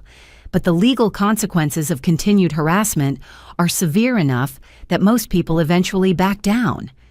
Catherine spent the next hour reviewing all of my documentation and recordings, occasionally stopping to take detailed notes or ask clarifying questions. Macy, I've been practicing family law for 15 years, and this is one of the most thoroughly documented cases of systematic family abuse I've ever seen. Your parents didn't just favor one child over another. They deliberately sabotaged your opportunities while building a comprehensive psychological profile designed to justify their mistreatment. She showed me her notes, which outlined a pattern of behavior that met legal definitions for several forms of abuse and harassment. The hidden scholarship letters alone constitute educational sabotage that damaged your life prospects significantly. Combined with the recent assault and harassment campaign, you have grounds for substantial civil damages. I don't want money from them. I just want them to stop lying about me and leave me alone. That's understandable, but financial consequences are often the only thing that gets abusive families to change their behavior. If harassing you costs them money, they're more likely to stop. Catherine recommended a 3-phase legal strategy. Phase 1 would be the cease and desist letter demanding immediate cessation of all harassment and defamation. Phase 2 would involve restraining orders and criminal complaints if they continued their behavior. Phase 3 would be civil litigation for damages if necessary. The goal is to stop their campaign without having to go to court, but we need to be prepared for escalation if they choose to continue. She also advised me to document any further contact from family members and to avoid responding to their communications, except through legal channels. Don't give them ammunition by engaging emotionally. From now on, all communication should be factual, documented, and focused on stopping their harassment. What if they really do try to have me committed? False reporting for psychiatric intervention is a serious crime, especially when done to retaliate against someone for reporting abuse. If they attempt it, we'll pursue criminal charges and seek damages for false imprisonment. Catherine prepared a comprehensive cease and desist letter that outlined every instance of harassment, defamation, and intimidation my family had engaged in since Christmas. The letter demanded immediate cessation of all contact except through legal representatives and warned of criminal and civil consequences for continued abuse. We're sending copies to your parents, Jessica, and any extended family members who participated in the harassment campaign. This puts everyone on legal notice that their behavior is unacceptable and has consequences. Reading through the letter was surreal. Seeing my family's behavior described in legal terms made it impossible to minimize or rationalize what they had done. The coordination and systematic nature of their campaign actually works in our favor legally, Catherine explained. It shows premeditation and conspiracy rather than spontaneous emotional reactions. She also prepared a safety plan in case my family escalated their harassment in response to legal intervention. Change your locks, vary your routines, and document any attempts at contact or retaliation. If they show up at your apartment or workplace, call the police immediately. Will the police take this seriously? Domestic abuse by family members is taken very seriously by law enforcement, especially when there's documented injury and systematic harassment. The recordings and evidence you've gathered will be very compelling to investigators. As I prepared to leave Catherine's office, she handed me a business card for a private investigator who specialized in family harassment cases. If your family continues their campaign after receiving the cease and desist letter, we may need professional documentation of their activities. This investigator can gather additional evidence and provide objective documentation of any stalking or harassment. Walking out of that law office, I felt a mixture of empowerment and dread. For the first time in my life, I had legal validation that my family's treatment constituted abuse worthy of court intervention. But I also knew that taking legal action against them would permanently destroy any possibility of reconciliation or normal family relationships. The scared people-pleasing part of me wanted to back down and try to work things out through communication and compromise. But the rational, self-protective part of me recognized that my family had already destroyed our relationships through their systematic abuse and harassment campaign. The legal action wouldn't be creating conflict. It would be responding to conflict they had initiated when they chose to prioritize protecting Jessica over supporting me. As I drove home with the cease and desist letters ready to be delivered, I realized that my family had forced me into a position where legal intervention was the only way to protect myself from further abuse. They had escalated the situation beyond what therapy or family meetings could resolve. Now they would face the consequences of treating harassment and defamation as acceptable family dynamics. The cease and desist letters from Catherine's office would address the legal aspects of my family's harassment campaign, but I realized I needed to take control of the narrative they had been spreading throughout our extended family network. For too long, I had allowed them to tell their version of events unchallenged, while I remained silent about the truth. If I was going to rebuild relationships with relatives who had been fed lies about my mental state and motivations, I needed to present them with facts, evidence, and my own perspective. I spent the next week crafting a comprehensive letter that would tell my side of the story with full documentation and evidence. Unlike the legal cease and desist, this letter would be personal, detailed, and designed to help family members understand how they had been manipulated into participating in my emotional abuse. Working with Patricia to ensure the letter was factual rather than emotional, I outlined the key events and patterns that had led to our current situation. The systematic favoritism and sabotage throughout my childhood and young adulthood, supported by the documents I had found in my room. Jessica's assault on Christmas morning and the family's cruel reaction with medical documentation of my injury. My attempts to address these issues through direct communication and the gaslighting responses I received. Jessica's workplace harassment situation and my family's efforts to reframe her discriminatory behavior as innocent misunderstanding. The coordinated campaign to portray me as mentally unstable for seeking accountability and truth. Each section included specific examples, exact quotes when I had them, and supporting evidence in the form of documents, recordings, or medical records. The goal is to help your relatives understand that they've been given incomplete and biased information, Patricia explained as we reviewed the draft. Many of them probably care about you but have been manipulated into believing a false narrative. I personalized each letter based on my relationship with the recipient and their specific role in the recent harassment campaign.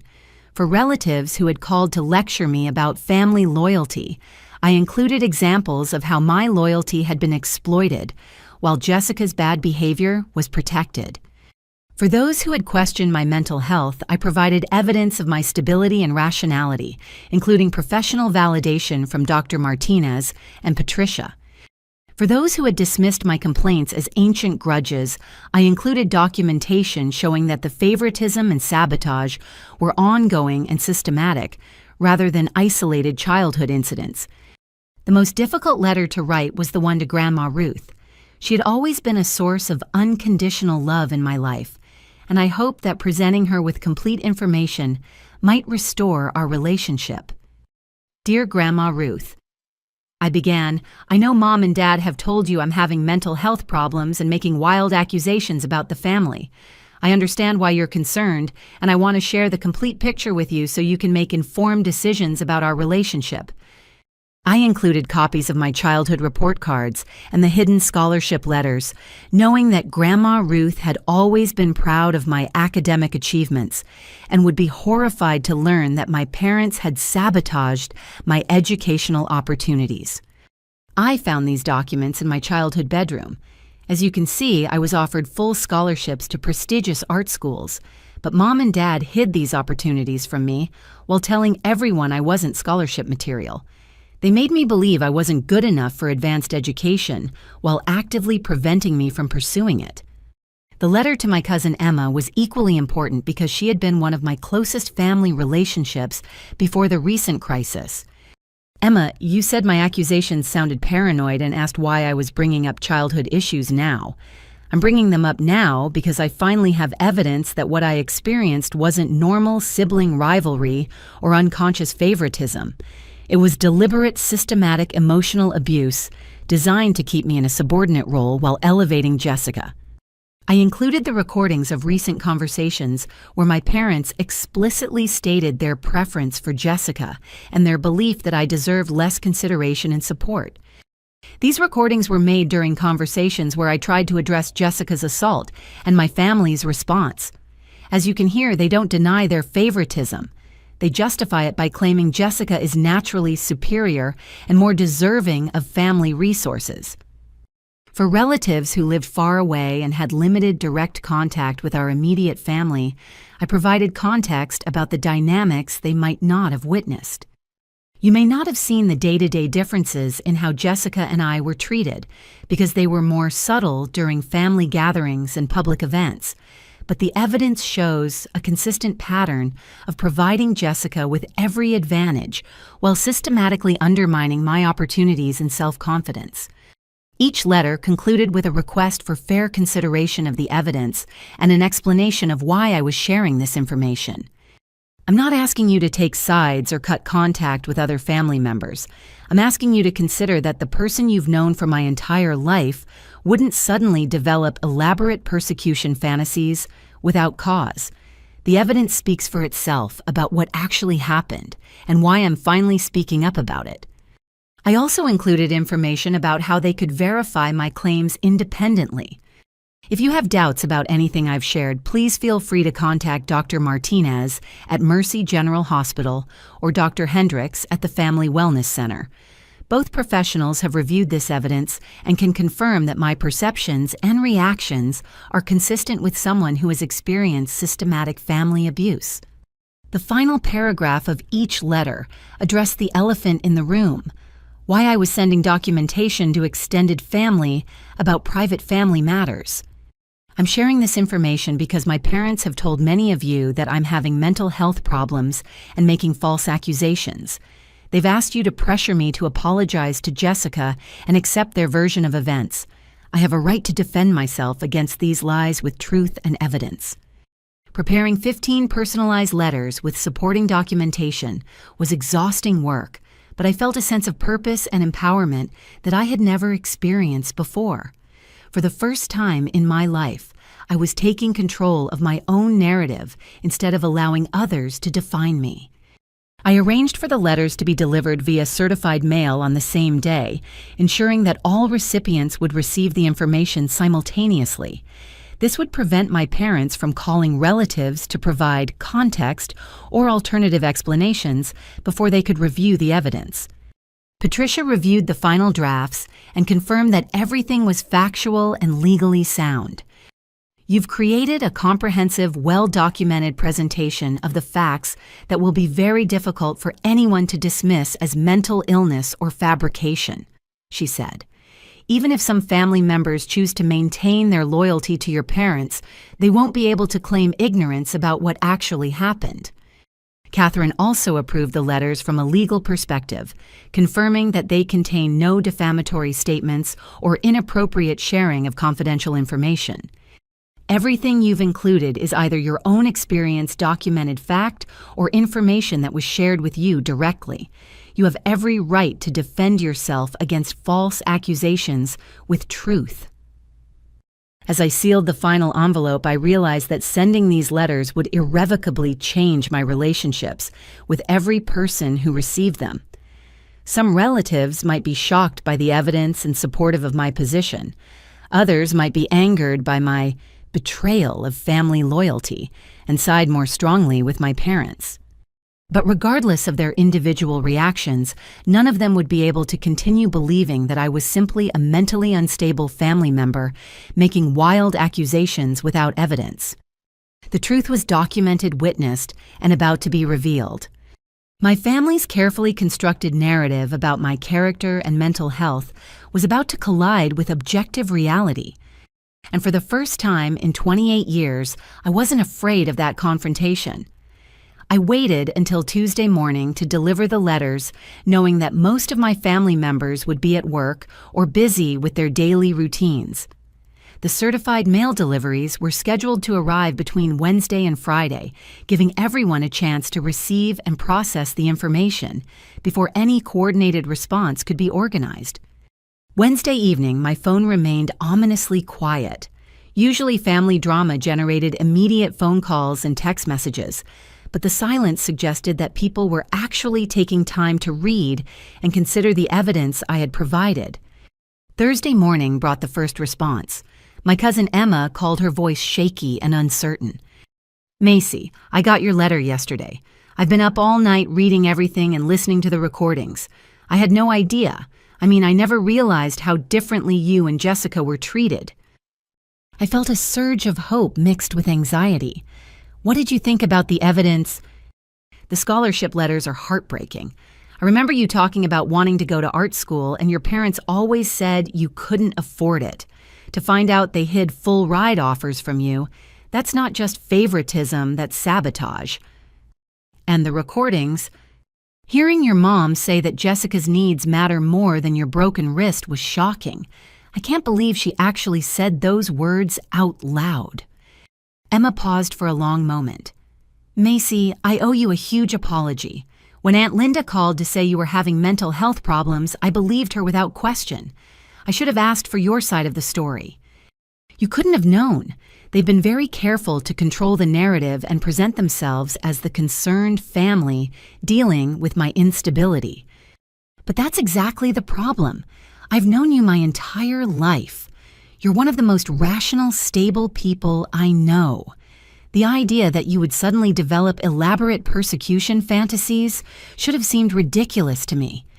Emma's validation meant more to me than she could know. Having a family member actually acknowledge the evidence and apologize for believing lies about my mental health felt like a small miracle. "What are you going to do now?" I asked. "I'm calling Aunt Linda to tell her that her information was completely wrong, and I'm probably going to have some difficult conversations with other relatives about how we all jump to conclusions without getting the full story." Thursday afternoon brought a very different response. Uncle Dave called, his voice tight with anger. "Macy, what you've done is unconscionable. Sending private family business to 15 different relatives, making recordings without people's consent, airing dirty laundry that should be handled within the immediate family." "Uncle Dave, did you review the evidence I included?" "I don't need to review anything. Family problems should be solved within the family, not broadcast to everyone we know." Even when the family is actively lying about me and trying to isolate me from support, your parents are good people who have always done their best for both their daughters. The fact that you can't see that shows exactly the kind of mental state we've all been worried about.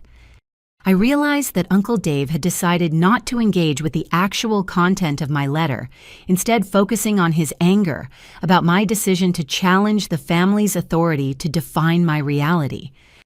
"Uncle Dave, did you listen to the recording where Dad admits they've always seen Jessica as the priority?"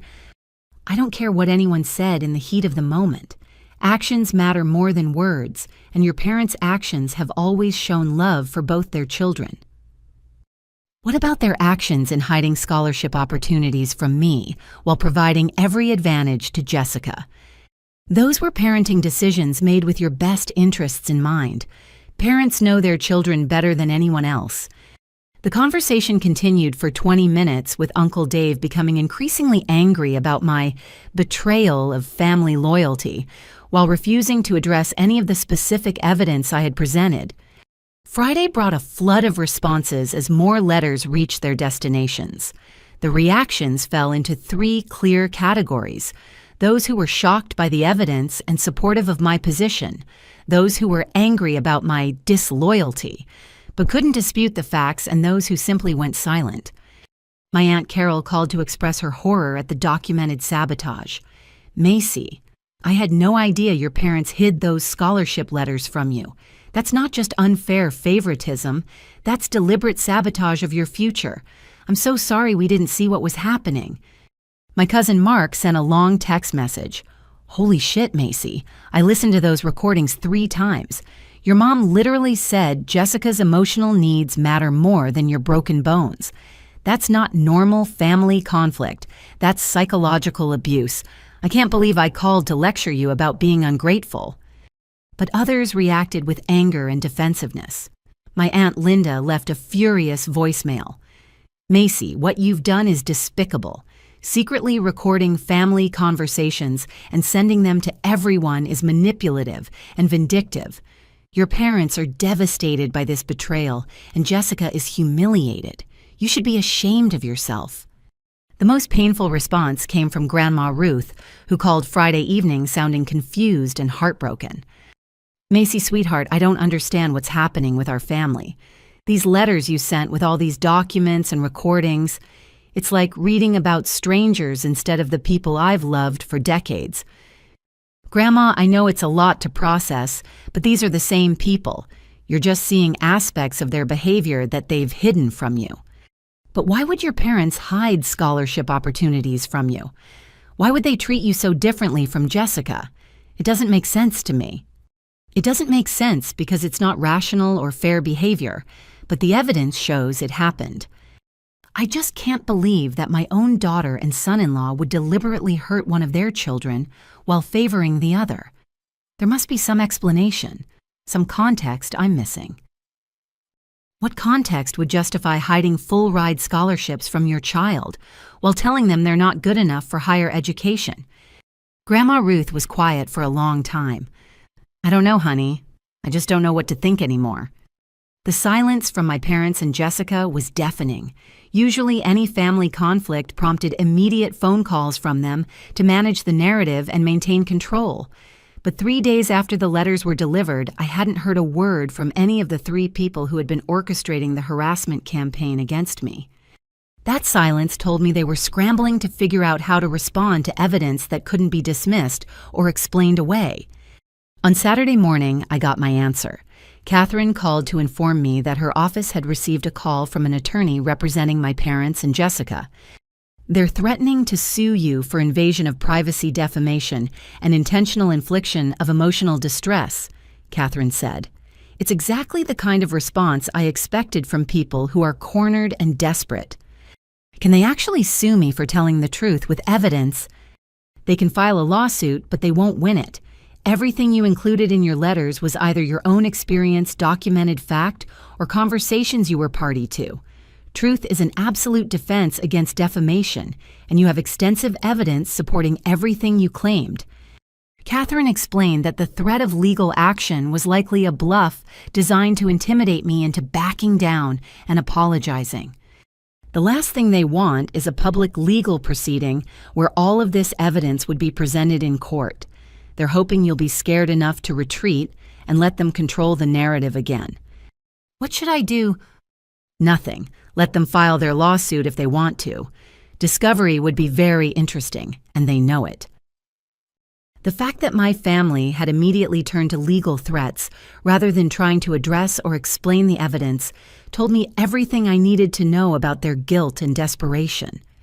They couldn't dispute the facts, so they were trying to intimidate me into silence. But it was too late for intimidation. The truth was already out there, documented and witnessed by 15 family members who now had to decide whether to continue enabling abuse or acknowledge what had actually happened. For the first time in my life, my family's narrative about me being unstable and dramatic was being challenged by objective evidence. And judging by the variety of responses I had received, not everyone was willing to continue believing their lies. For 3 days after the letters were delivered, my parents' house remained uncharacteristically quiet. No cars coming and going, no phone calls that I could overhear from my apartment above the garage, no family conferences that usually followed any kind of crisis. The silence was unsettling because it was so unlike my family's normal pattern of immediate damage control and narrative management. Then Saturday evening, the dam broke. It started with Jessica's car pulling into the driveway so fast that her tires squealed against the pavement. She slammed the car door and stormed into the house, and within minutes I could hear raised voices from the kitchen below. "This is a disaster." Jessica's voice carried clearly through the thin floors. "My phone has been ringing nonstop with relatives asking me about workplace harassment and assault charges. Do you know how humiliating this is?" Mom's voice was higher pitched than usual, stressed and defensive. "We never thought she would actually send those recordings to everyone. Who does that?" "Who records private family conversations.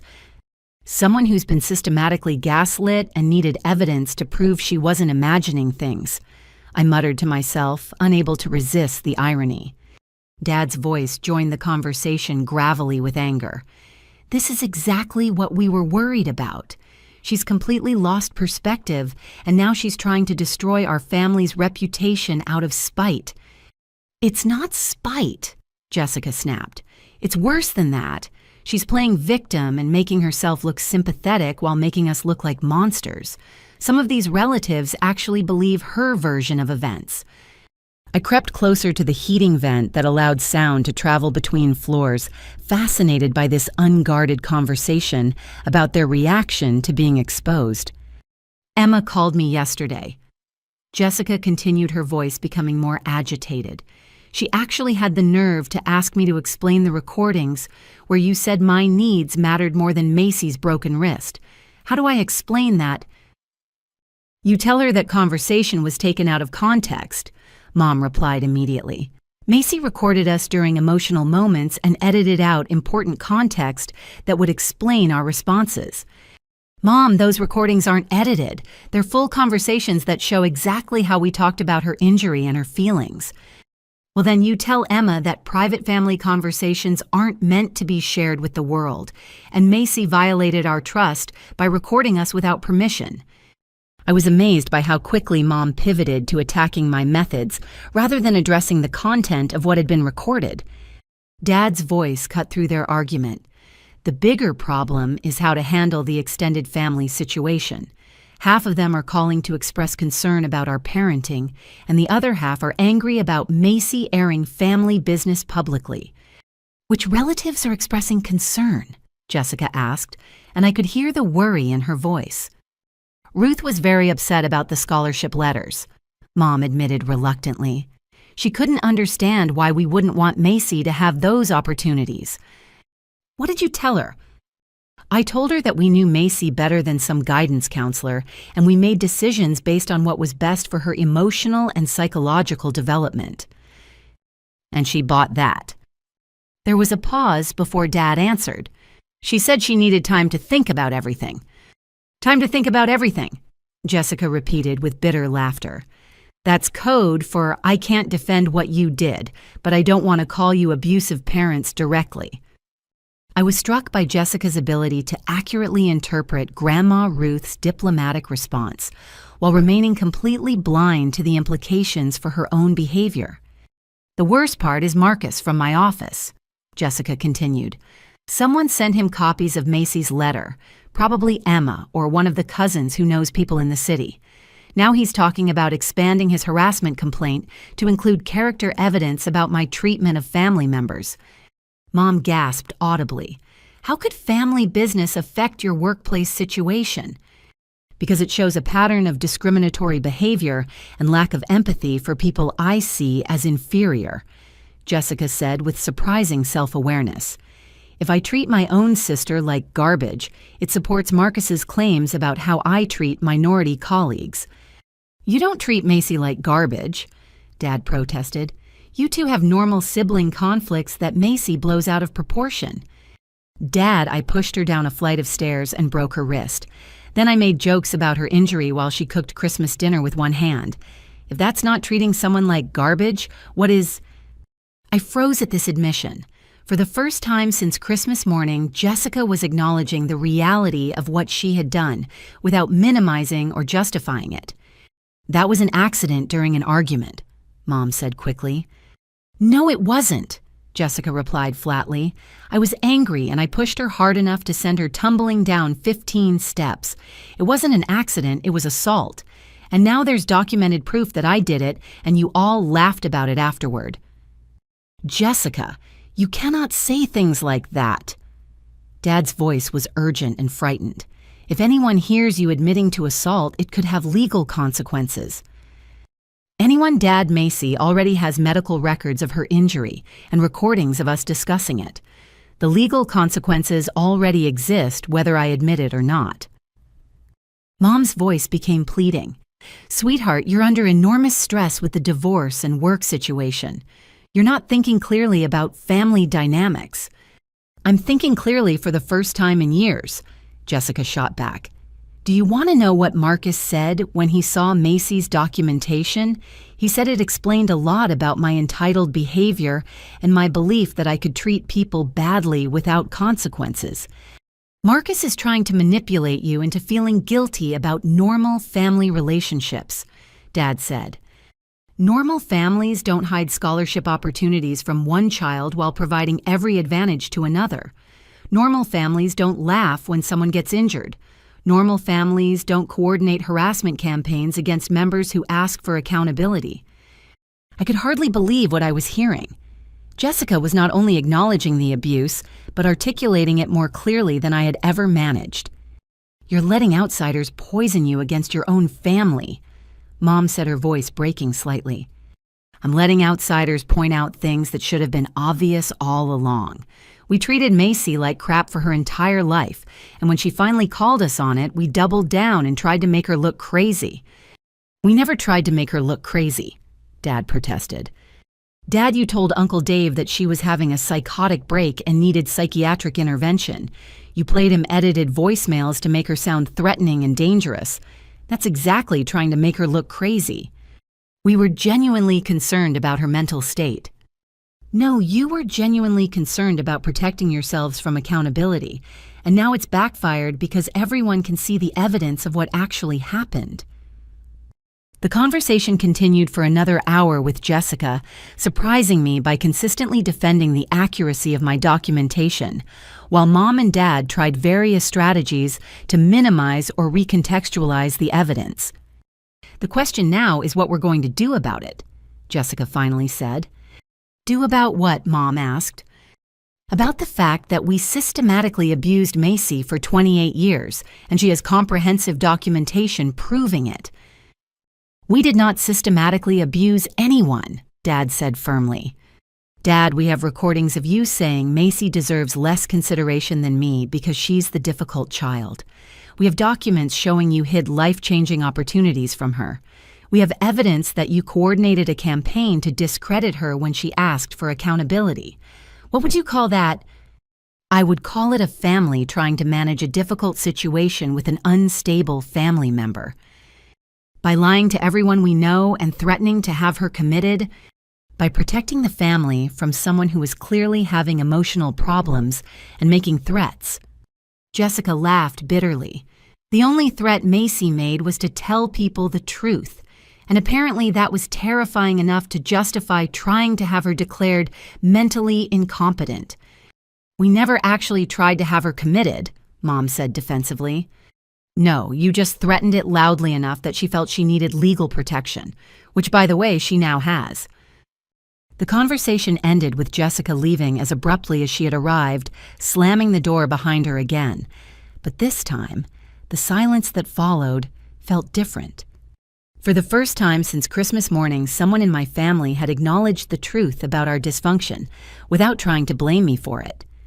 The golden child had finally seen through the family's protective narratives and recognized her own role in perpetuating abuse. Whether that recognition would lead to meaningful change remained to be seen, but it was more accountability than I had ever expected to receive. 6 months later, I was sitting in my new apartment across town, reviewing the contract for my biggest graphic design project to date. The morning sun streamed through windows that I had chosen myself in a space that reflected my taste rather than my family's expectations. My wrist had healed completely stronger than before, with just a faint scar across the radius bone where it had snapped against the banister. Some mornings I traced that scar with my finger, not with sadness, but with pride. It was evidence that I had survived, that I had healed, and that I had refused to accept abuse as love. The aftermath of my letter campaign had played out exactly as Catherine predicted. My parents initially tried to file harassment charges against me, but their attorney withdrew the case after reviewing my evidence. Apparently, suing someone for telling the truth with documentation was not a winning legal strategy. More importantly, the extended family dynamics had shifted in ways I never expected. Grandma Ruth called me 2 months after receiving my letter, her voice heavy with regret. "Macy, honey, I've been thinking about those scholarship opportunities your parents hid from you. I remember you talking about art school when you were 17, how your eyes lit up when you described your dreams." "I remember those conversations too, Grandma.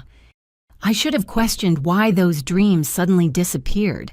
I should have asked more questions when you settled for community college instead of pursuing your artistic education. You couldn't have known what was happening behind closed doors. But I could have paid more attention. I could have noticed that your achievements were never celebrated the way Jessica's were." Her voice broke slightly. "I failed you, sweetheart. I failed to protect you from people who should have been supporting your potential." My relationship with Grandma Ruth had not only survived my truth-telling, but had become deeper and more honest than ever before. She had started sending me checks to help build my freelance business, saying she was making up for the educational support that had been stolen from me. Several cousins had reached out to apologize and rebuild relationships. Emma had become one of my strongest advocates, even confronting her mother about participating in the harassment campaign. "I can't believe I let Aunt Linda convince me you were having mental health problems," Emma told me during one of our regular coffee dates. "You're literally the most stable person I know, and I've known you my entire life." But the most surprising change had come from Jessica herself. 3 months after my letters were delivered, she called me directly for the first time since our confrontation in my apartment. "Macy, I know you probably don't want to talk to me, but I need to say some things." I had almost hung up, but something in her voice stopped me. She sounded different. Smaller, less certain, genuinely vulnerable, rather than manipulatively dramatic. "I've been going to therapy since my divorce was finalized," she continued. "My therapist asked me to describe my family dynamics, and when I talked about how we treated you, she looked horrified." "What did she say?" "She said that pushing someone downstairs was domestic violence and that coordinating family members to gaslight the victim was psychological abuse. She said the way we treated you would be considered criminal behavior between strangers." Jessica paused and I could hear her crying softly. "Macy, I am so sorry. I'm sorry for pushing you down the stairs. I'm sorry for making jokes about your injury. I'm sorry for participating in the campaign to make you look unstable when you were just trying to get acknowledgement for what I did to you." The apology I had wanted for months felt surreal when it finally came. "Why now, Jessica? Why are you apologizing after 6 months of radio silence?" "Because therapy helped me understand that everything Marcus said about my character was true. I am entitled. I do think I'm superior to others. I do believe I deserve special treatment and protection from consequences." She took a shaky breath, and I realized that I learned all of that from watching how our family worked. I was taught that my needs mattered more than yours, that my mistakes could be ignored while yours were magnified, that I could hurt people without accountability as long as everyone protected my image. "Jessica, I'm not asking for forgiveness, Macy. I don't deserve it, and I understand if you never want to see me again. I just wanted you to know that you were right about everything, and I'm sorry it took me so long to admit it." Jessica had followed up her apology with actions. She had contacted Marcus at her former company to acknowledge that her treatment of him was discriminatory and wrong. She had written letters to several extended family members explaining that my accusations against her were accurate and that she took full responsibility for assaulting me. We had started having occasional coffee meetings, tentative and careful but genuine, in a way our relationship had never been before. Jessica was working to understand her own behavior and make amends where possible, while I was learning to trust that her changes were real rather than strategic. My parents, however, remained locked in their defensive position. They had never acknowledged wrongdoing, never apologized for their favoritism or their harassment campaign. According to relatives who still maintained contact with them, they continued to portray themselves as loving parents who had been unfairly attacked by an ungrateful daughter. I had accepted that reconciliation with them was not possible as long as they refused to acknowledge reality. But I had also discovered that their approval was not necessary for my well-being or success. My freelance design business was thriving in ways it never had when I was constantly doubting myself and accepting the limitations my family had imposed on my dreams.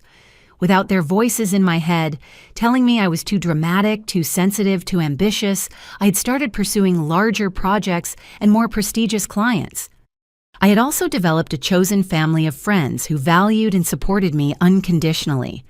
These were people who celebrated my successes without minimizing them, who offered comfort during difficulties without blaming me for causing them, who treated my feelings and perspectives as valid and important.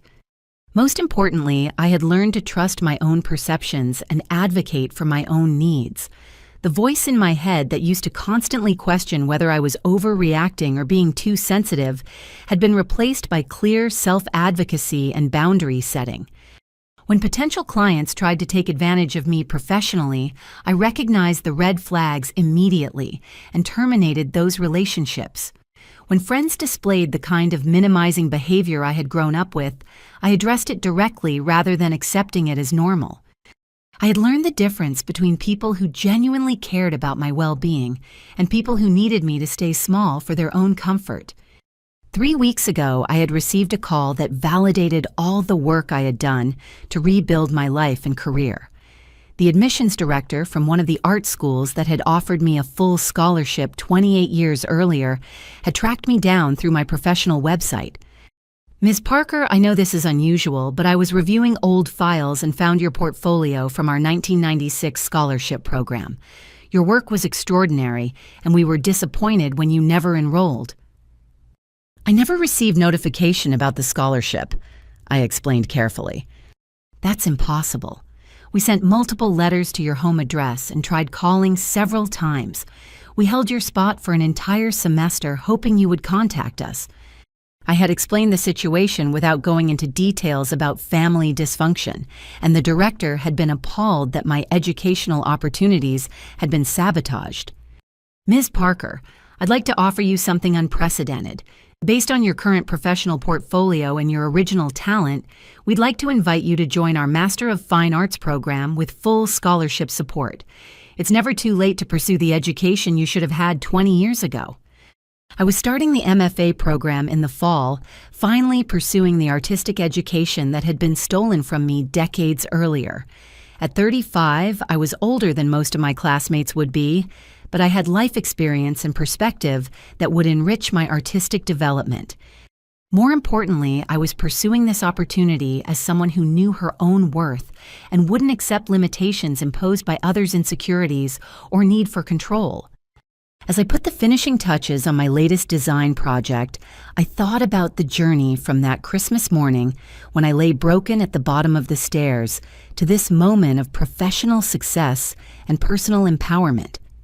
The path had been painful, requiring me to confront truths about my family that I had spent decades avoiding. It had meant losing relationships that I had believed were essential to my identity and happiness. But what I had gained was immeasurably more valuable than what I had lost. I had gained the ability to see clearly, to trust my own perceptions, and to demand the respect and consideration that every human being deserves. I had learned that family isn't about blood or obligation. It's about love, support, and mutual respect. I had discovered that my worth isn't determined by people who refuse to see my value, and that my success isn't dependent on approval from those who benefit from my limitations. Most importantly, I had learned that setting boundaries isn't cruel. It's necessary. Sometimes the most loving thing you can do is refuse to accept unacceptable treatment, both for your own well-being and to give others the opportunity to choose better behavior. My broken wrist had healed stronger than before, and so had my spirit. If you've listened to my story and recognized patterns in your own family relationships, please know that you're not alone, and your perceptions are probably accurate. Trust yourself when something feels wrong, even if everyone around you says it's normal. Document concerning behavior, seek professional support when needed, and remember that you deserve to be treated with respect and kindness by the people who claim to love you. What experiences have you had with family dynamics that made you question what's normal versus what's healthy? I'd love to hear your thoughts in the comments below. If this story resonated with you, please like this video and subscribe to hear more stories about overcoming difficult family situations and building healthier relationships. Share this with anyone who might benefit from knowing they're not alone in dealing with family dysfunction. Thank you for listening to my story, and I hope it helps you trust your own experiences and pursue the relationships and opportunities you truly deserve. Remember, you are worthy of love, support, and respect, regardless of what anyone else might tell you. Until next time, take care of yourselves and each other.